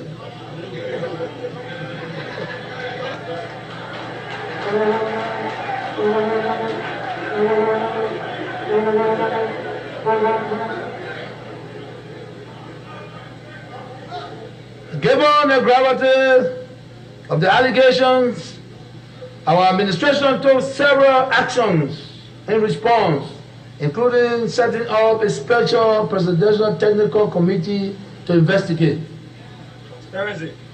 In addition, the government requested the assistance of the European Union, the African Union, the United States government, and the Economic Community of West African States, the ECOWAS, to help in conducting a separate external investigation into the alleged missing money. With the assistance and support of the UC, an audit team from Court of London, England, was invited to independently investigate and report findings. Madam Vice President, Mr. Speaker, members of the 54th Legislature, The report from the crude audit team is expected at the end of February 2019 and will be released to the public by USAID. If it is established that there has been any willful act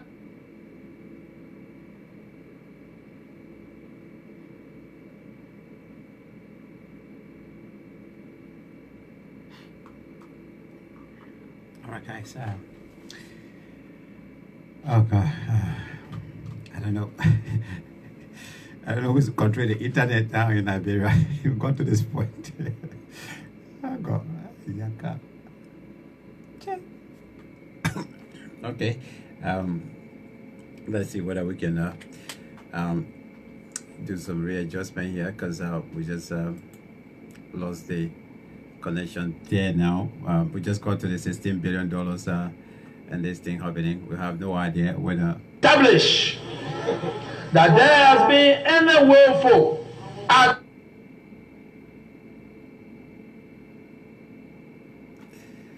All right, things are not going too well yet, so it's a bit crazy in the house right now. So let's see how we're gonna get on with this. Establish that there has been any willful. Okay, it's not going too well yet. I will take your video call. Just give me 1 minute. I will take your video call very soon. Let's see whether we can re-establish contact with the guys back in Liberia in the house. You already know how your $25 million has been spent, right? So the 16 billion now is, I don't know, when you get to a certain point.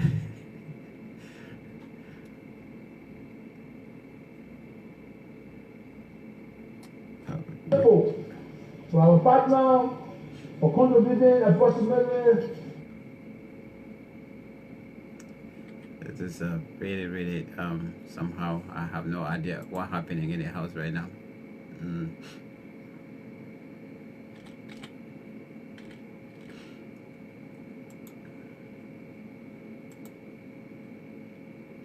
All right, we will come back. I think I'll open the lines. Let's see whether we can reconnect with the guys and then continue with this speech. The president just got somewhere. I'm so much interested to know about the $16 billion, and yeah, there we go. The internet is fluctuating back home in Liberia, so it's so much unfortunate anyway. Sections of the road fund levy. Correspondingly, expenditure for 2018 amounted to 502 million United States compared to 434.3 million United States dollars at the end of November 2017. The increase in government expenditure consistently reminds us about the desire of the Liberian people for meaningful development, which are in line with our Change for Hope mandate. Madam Vice President, Mr. Speaker, honorable members of the 54th Legislature, when we came to power, we inherited a debt of $878.2 million United States dollars at the end of 2017. The debt stock now stands at $987.8 million in 2018 at the end of 2018. The increase in the debt stock of $109.6 million during period under review is mainly on account of disbursement from borrowing external loan portfolios, including the World Bank and African Development Bank, BADIA, and Saudi Arabia, which were ratified in 2017. To date, my administration has not added to the debt stock, but that doesn't mean we will not increase the stock of debt.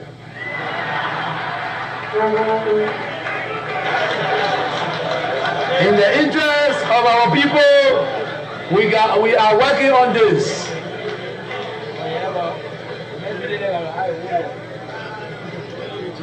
Citizens, Liberians, to date, my administration has not added to the debt stock, but that doesn't mean we will not increase the stock of debt.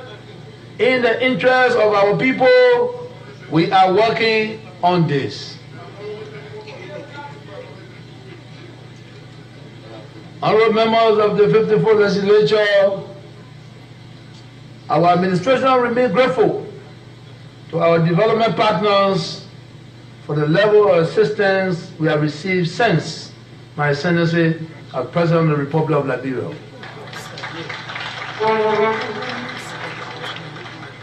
Total official development assistance received from January up to September 2018 is about $399 million United States in support of various programs and activities on the proposed agenda.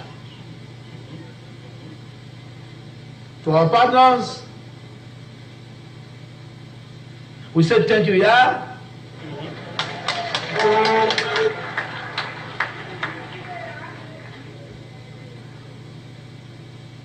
À vous, partenaires, je vous dis merci beaucoup. Obrigado, meu amigo.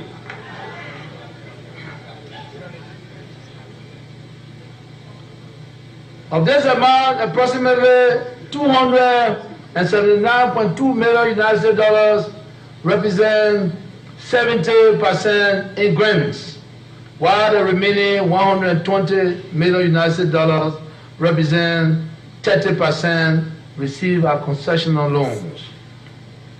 This reflects the commitment of our partners and the international community to support the dreams and aspirations of Liberian people and their confidence in our fiscal discipline.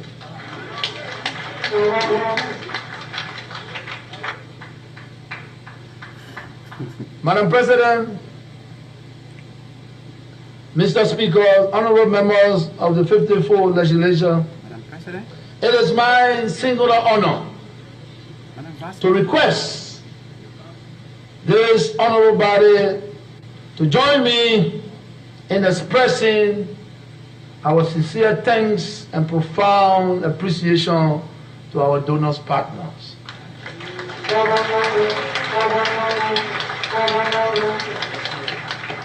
Thank you, Madam Vice President, Mr. Speaker, members of the 54th Legislature. As the world's second largest shipping registry, we have carried out several programs and activities to strengthen, to consolidate, and to expand our maritime program in the face of competition for new and emerging registries. During the period under review, the government of Liberia and the People's Republic of China renewed the favored nation maritime transport agreement for another 5 years, thus preserving our access to a vast market in the Far East. Additionally, discussions are in the final stage to conclude a maritime transport agreement with the Republic of India.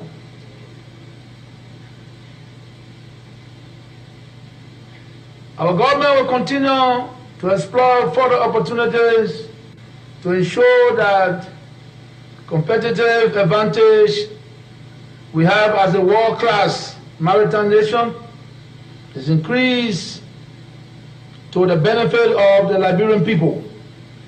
Madam President, Mr. Speaker, honorable members of the 54th Legislature, in my inaugural address, I stated that my greatest contribution to this nation as president would not lie in the eloquence of my speeches, but would definitely lie in the quality of my decision that I will make over the next 6 years to advance the lives of Liberians. And as I have often said, I am a man of action. It is against this backdrop that I have set my eyes on roads as my administration paved to deliver a better living condition for the Liberian people. Good road connectivity will enhance our economic development, our agricultural productivity, and reduce travel time to schools and hospitals.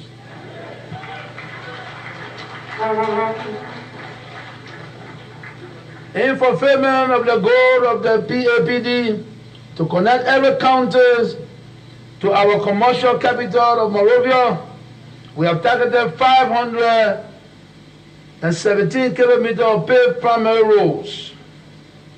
At the same time, we are creating communities connectivity through the pavement of community roads throughout the country.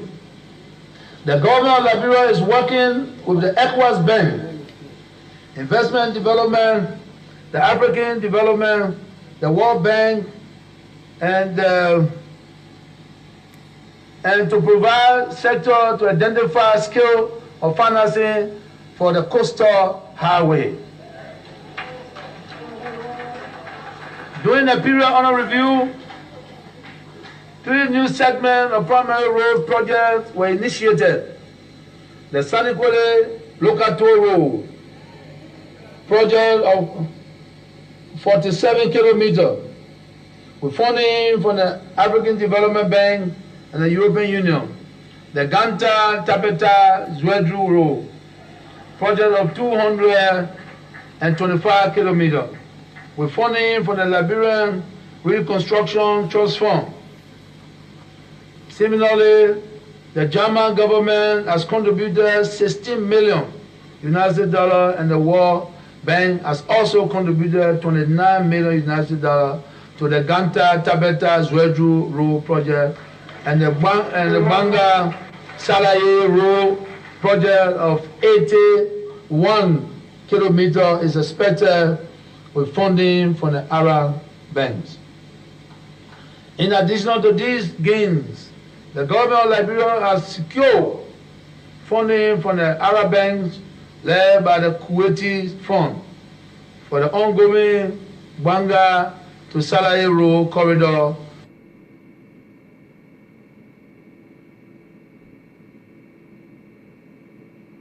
to be extended to Vonjima via Konya in Lofa County.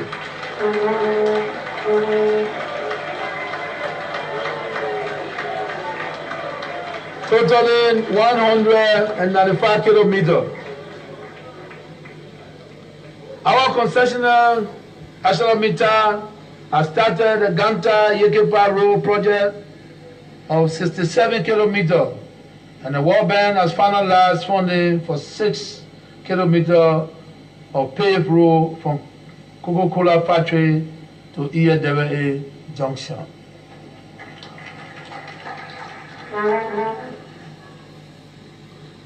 It is also worthy to mention that with support from the World Bank, the government has successfully completed the National Road Inventory, which includes updated data on the current state of the road network in country.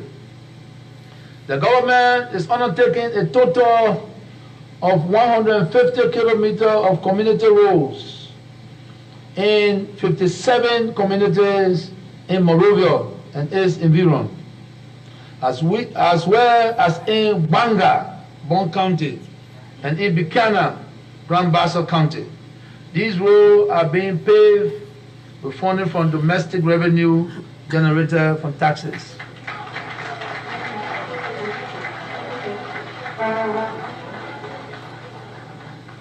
I am pleased to inform you that more than 65% of community roads are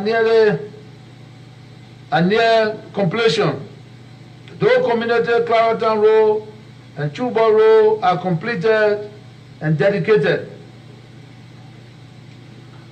Other gains in the road sector during the period under review include the road maintenance funding grant project phase completion includes 300,000 euros by the German government through GIZ.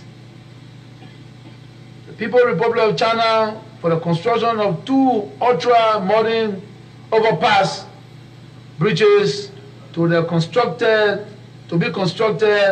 at the SKD Boulevard and Ministerial Complex intersection, respectively, on Tottenham Boulevard. The Japanese government 13.2 kilometers Somalia Drive Road, phase 1, completion, and phase 2, commencement. The Liberian Swedish 400 kilometer feeder road projects. The government of India 144 million commitment to build a conference center named in honor of Mahatma Gandhi to be built on Bali Island.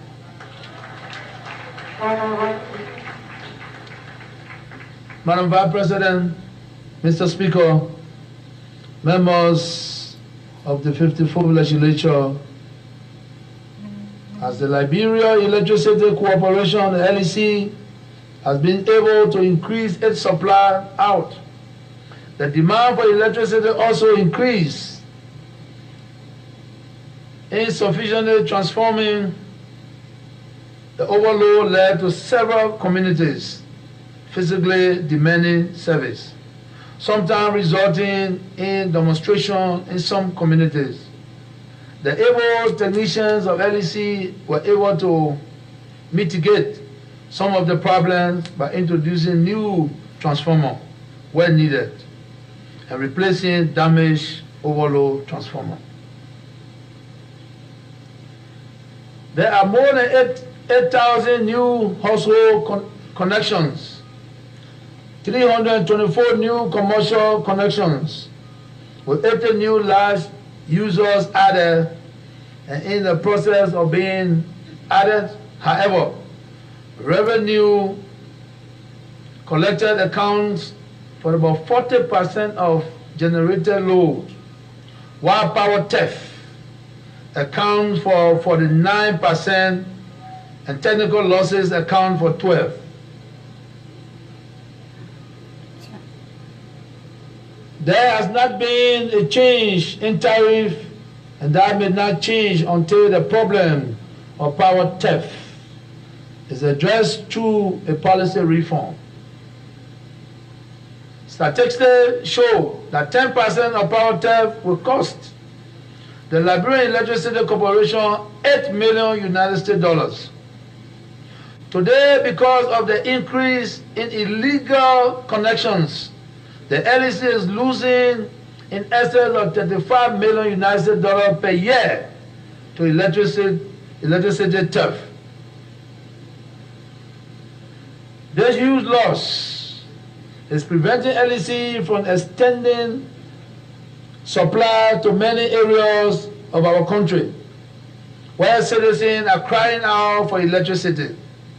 It is also preventing LEC from offering connections to many businesses who in turn could offer much needed employment opportunity to many Liberians.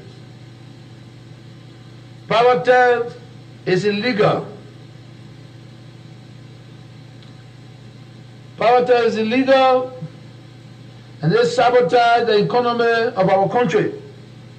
I appeal to you, my fellow Liberians, to stop this behavior of power theft now.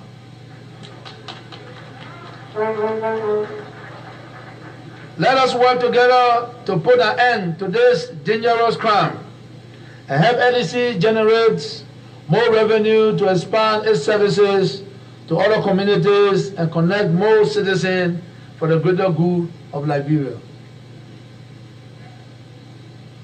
The government has already taken the following measure: provide the Ministry of Justice with additional funding to work in coordination with the judiciary to fast-track power theft cases. We drafted a bill to be forwarded to the legislature that will make power theft an economic crime.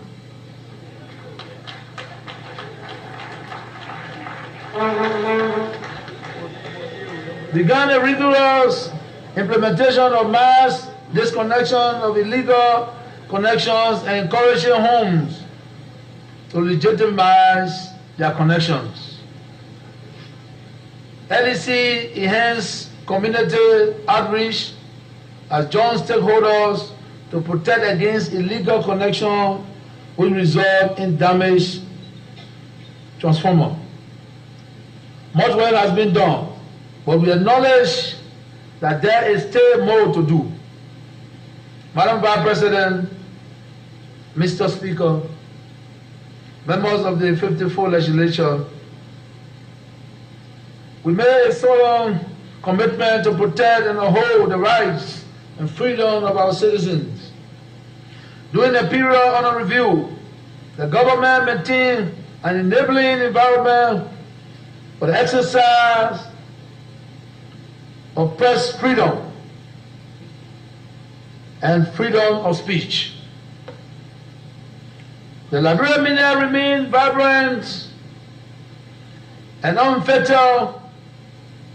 Currently, there are more than 70 privately-owned radio and television stations with over 40 newspapers operating in the country.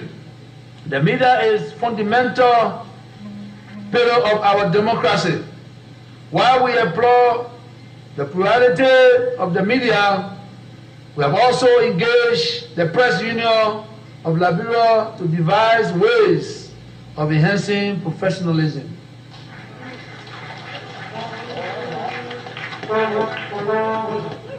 Because we have an obligation to provide factual information about the development agenda of our citizens. We have ramped up the efficiency and capacity of the government's own national media outlets.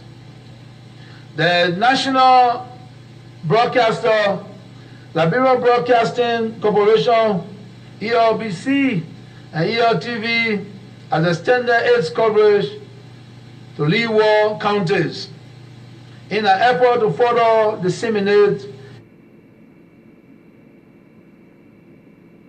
information to the populace. The government has signed a $10 million United States grant agreement with the government of the People's Republic of China as support to the LBS decentralization program.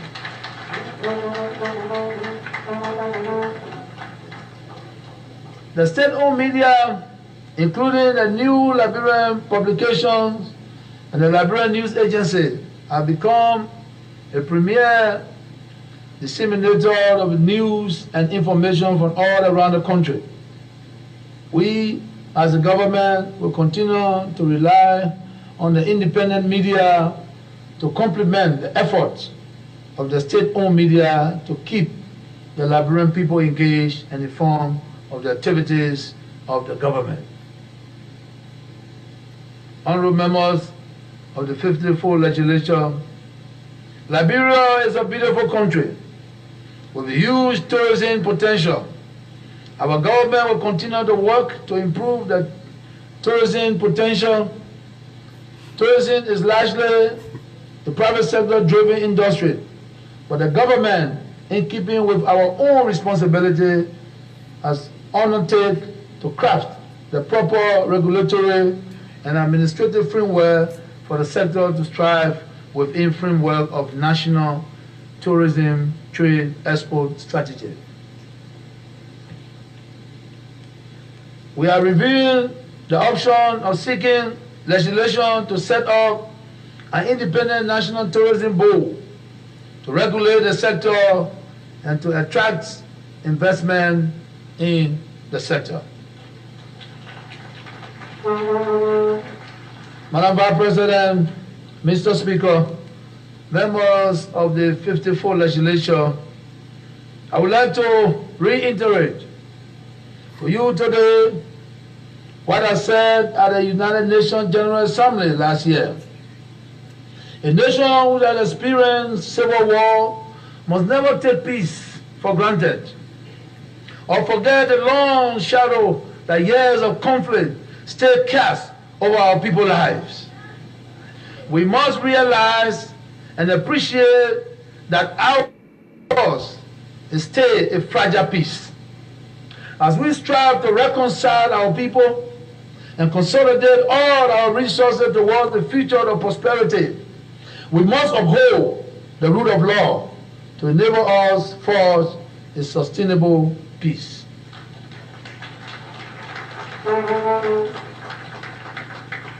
Madam Vice President, Mr. Speaker, members of the 54th Legislature, the peace that we enjoy today was bestowed upon us with the blood and resources of other countries.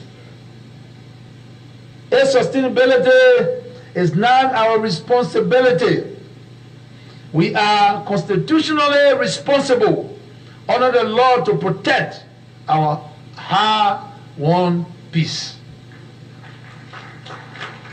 Madam President, members of the 54th Legislature, the Ministry of National Defense continues to ensure professional military training for soldiers and is working with international partners in restructuring a credible defense sector that will maintain the peace and provide the enabling environment for the implementation of a proper agenda for prosperity and development.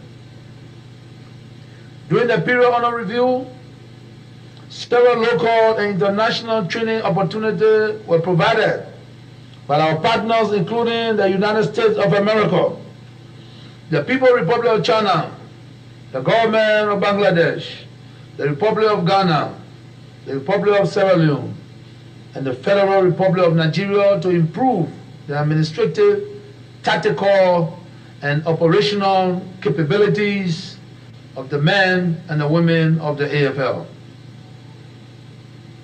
The armed forces of Liberia continue to play a significant role in the quest for peace and stability in Mali under the auspices of the United Nations peacekeeping operation mission in Mali. In February of 2018, the armed forces of Liberia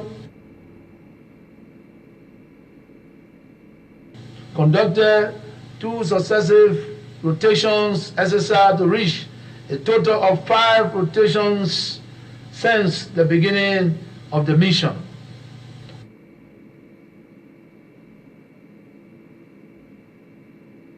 The AFL Engineering Command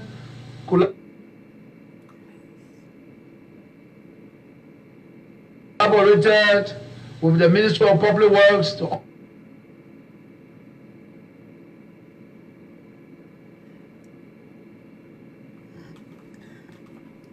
works. In 2017, the Engineer Command completed the reconditioning of more than 300 kilometers of feeder roads in collaboration with the Ministry of Public Works.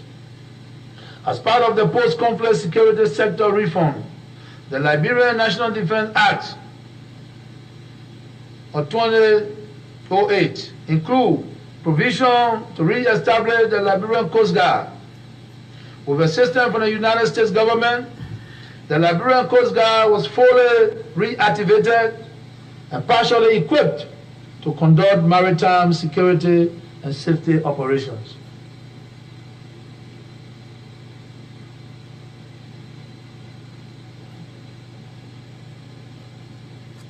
Madam Vice President, Mr. Speaker, members of the 54th Legislature, in an effort to take government closer to the people, the Ministry of Internal Affairs launched the National Policy on Decentralization and Local Governance. The central goal of this new approach is to provide basic social services to our people.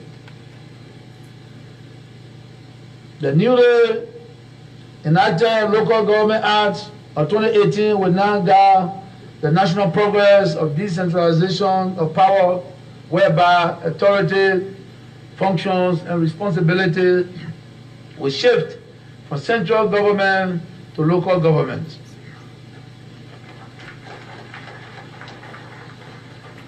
Madam President, Mr. Speaker, members of the 54th Legislature, Liberia continues to foster friendly and mutually beneficial ties with our traditional partner, as well as explore new relations with countries sharing similar world view based on friendship, peace, and cooperation in pursuit of our national interests.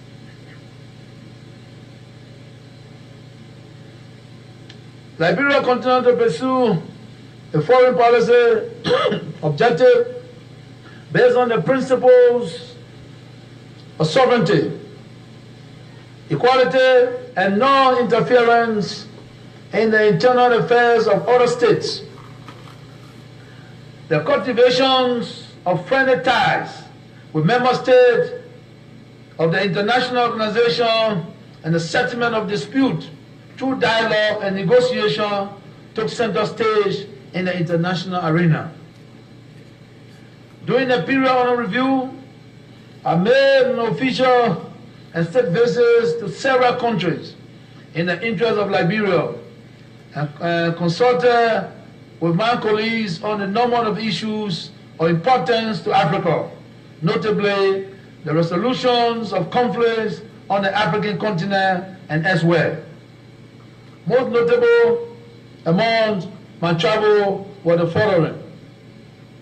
In January 28 to 30, 2018, I attended the 30th Ordinary Summit of Head of States of the African Union in Addis Ababa, Ethiopia.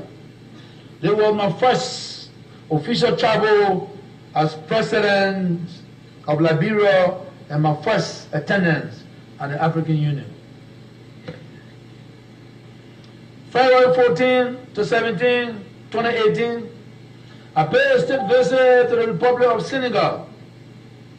This landmark visit to the President of Senegal reinvigorated the bilateral relations between Liberia and Senegal, my counterparts, President Macky Sall, and I discovered various areas of bilateral cooperations, particularly in the areas of fisheries, medicine, carpentry training, investment promotion, as well as Senegalese experience in the implementation of economic and social development programs. February 16 to 20, I made an official visit to the Republic of France, where the French president committed a grant of 10 million euros to Liberia for road maintenance. I was also given the opportunity, along with President Macron, to serve as a co-founder of Sports for Development. Modalities are being worked out for the more comprehensive and sustainable development assistance to Liberia. June 1st to 7, 2018, I attended the 12th editions of the European Development Forum on International Cooperation and Development held in Brussels, Belgium. July 29 to August 1st, 2018, I attended the 53rd Summit of the Authoritative Head of States and Government of ECOWAS in Lomé, Togo.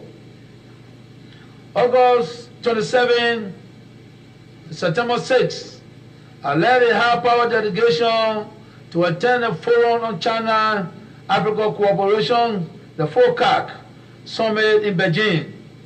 China, during this visit, the government of Liberia and China signed a $54 million United States grant to Liberia to aid the construction of 2 overhead bridges to ease traffic movement at the ministerial complex and the SKD Boulevard.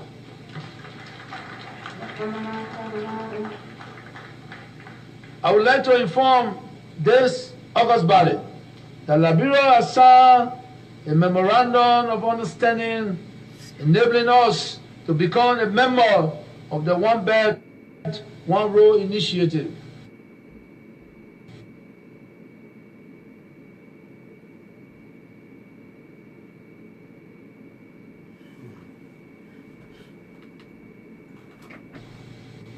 In the spirit,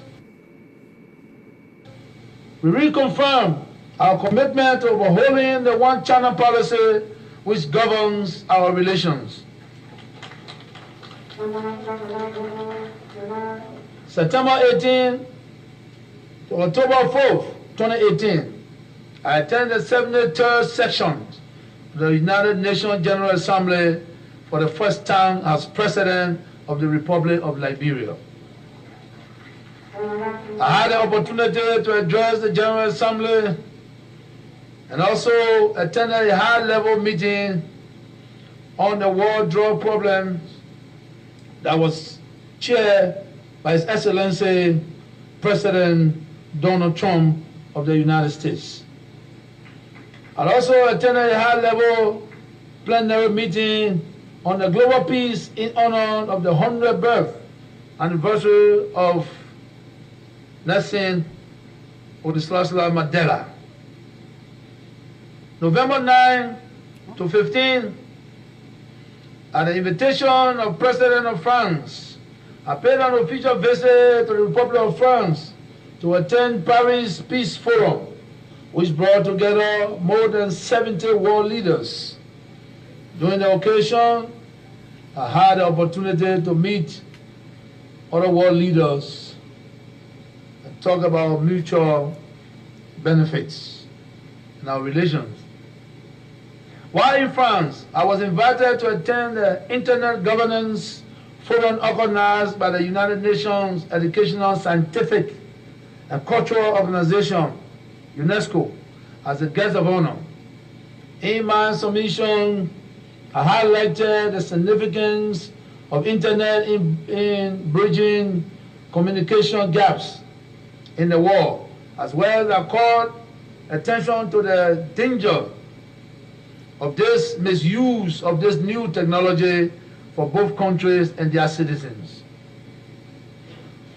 Honorable members of the 54th Legislature, it is noteworthy to report that Liberia's relation with the United States is cordial, harmonious,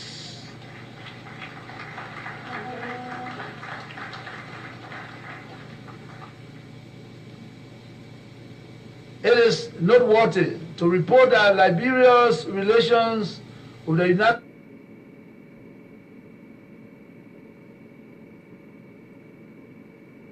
States by mutual respect.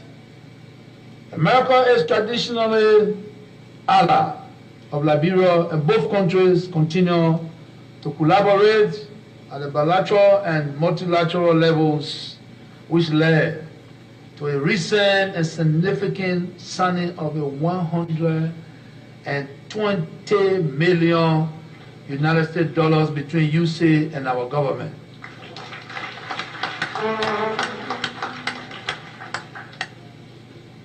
Madam Vice President,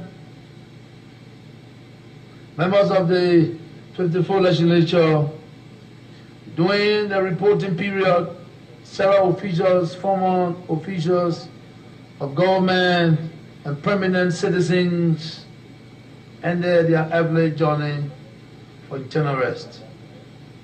Among those whom official gazette were issued were Honorable Lemuel Reeves Sr., former Commissioner General, Acting Commissioner General, and Deputy Commissioner for Naturalization, respectively, Bureau of Immigration and Naturalization, now in Liberia Immigration Service. And so rest in peace. Honorable Jacob Hilary Mason Sr., former Deputy Minister for Administration, Minister of Agriculture. May his soul rest in peace.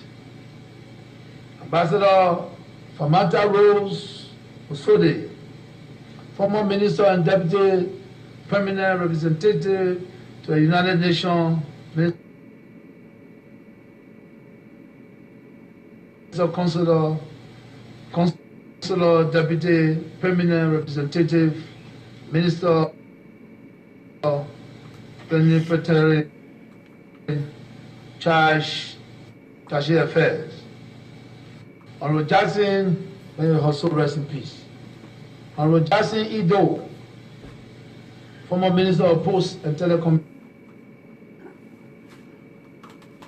Operations, as well Citibank Treasurer and Chief Financial Officer, respectively. May his soul rest in peace. Consular Francis Y.S. M. Galawodo, former Minister and Attorney General, Minister of Justice, Republic of Liberia, Dean and former Senator of Bon County. May his soul rest in peace.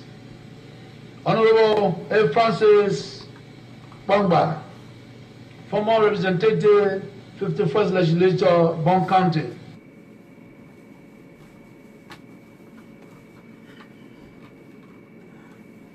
Okay. Some internet problem going on again. Republic of Liberia.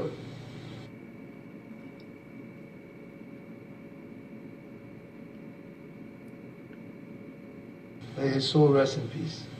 Honorable Alfred Boyman Anderson Jr., former Superintendent, Bon County, former board members, Bombing Community College and Radio Bombing, respectively, educator, humanitarian, permanent citizen. May his soul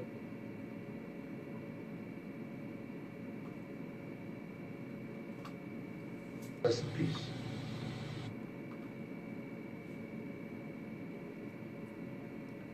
The completion of the PAPD, our administration started immediate implementation of the recast fiscal year 2017-2018 national budget.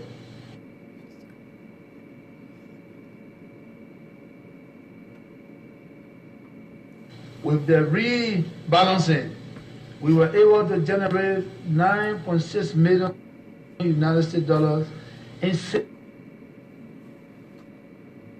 through expenditure cuts.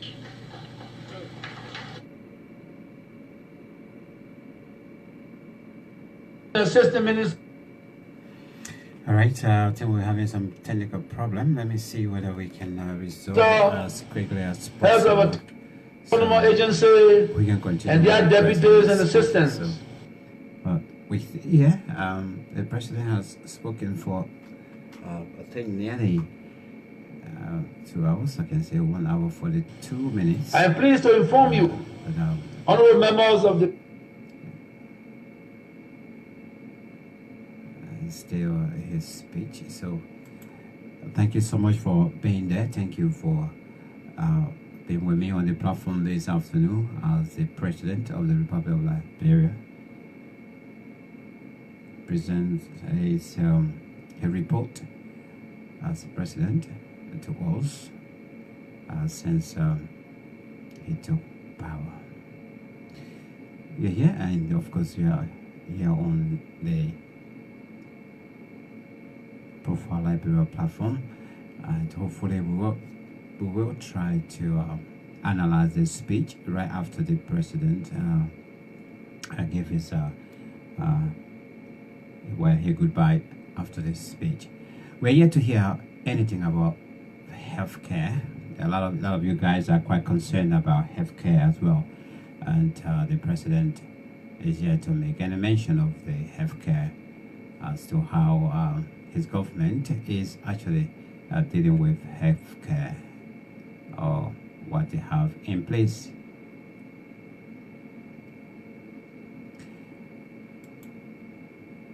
What he has in place for healthcare as well. So let's continue from here,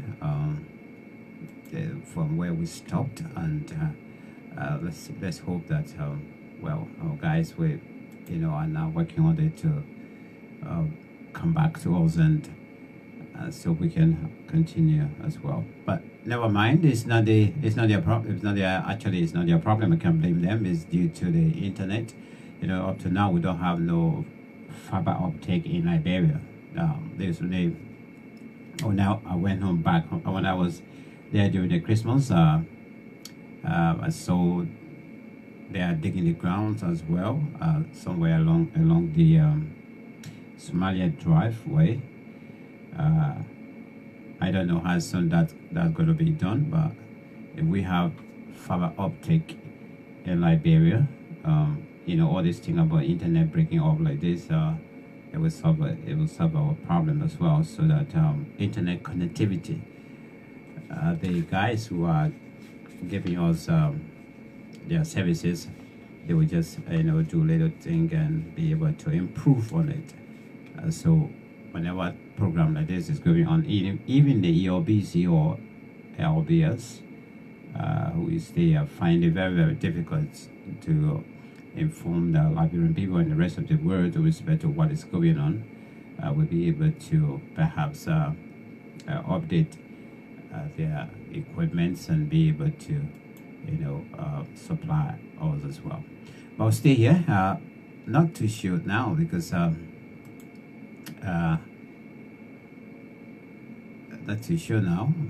Still trying to be reconnected. I know I feel lost in a lot of people right now leaving the platform and going off, but this is entirely not to complain on the guys at the other end. What I really wanted to hear as well is healthcare reports on healthcare.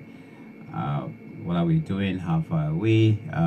What have we done so good, so better? What is it that we need to improve on as far as healthcare is concerned?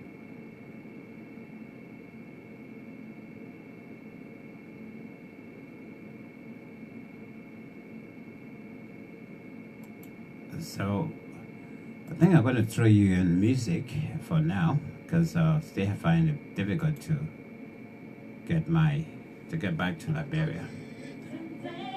What shall we do? What shall we do?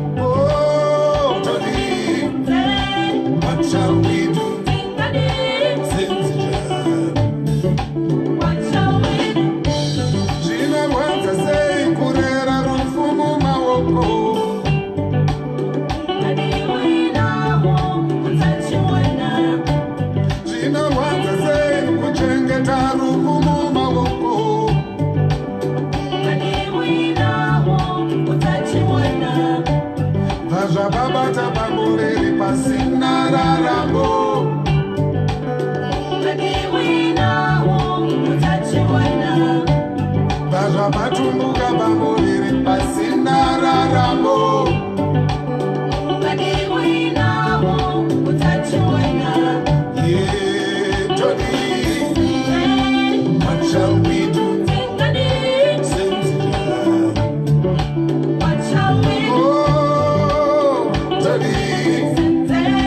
What shall we do? All right, guys, let me say thank you so much for being there. We'll come back hopefully tomorrow to go into the speech and analyze the speech tomorrow, hopefully tomorrow afternoon. But then we'll get a full copy of it. We'll also have the hard copy of the speech as well. However, due to technical problem between my studio and my colleagues at the Capitol building, this is how we're going to end here on the State of the Nation address by His Excellency George M. Weah on this 28th day of January 2019. Thank you for being there. We'll be back later this evening, God's willing. Sincerely say sorry, very, very big sorry for what happened.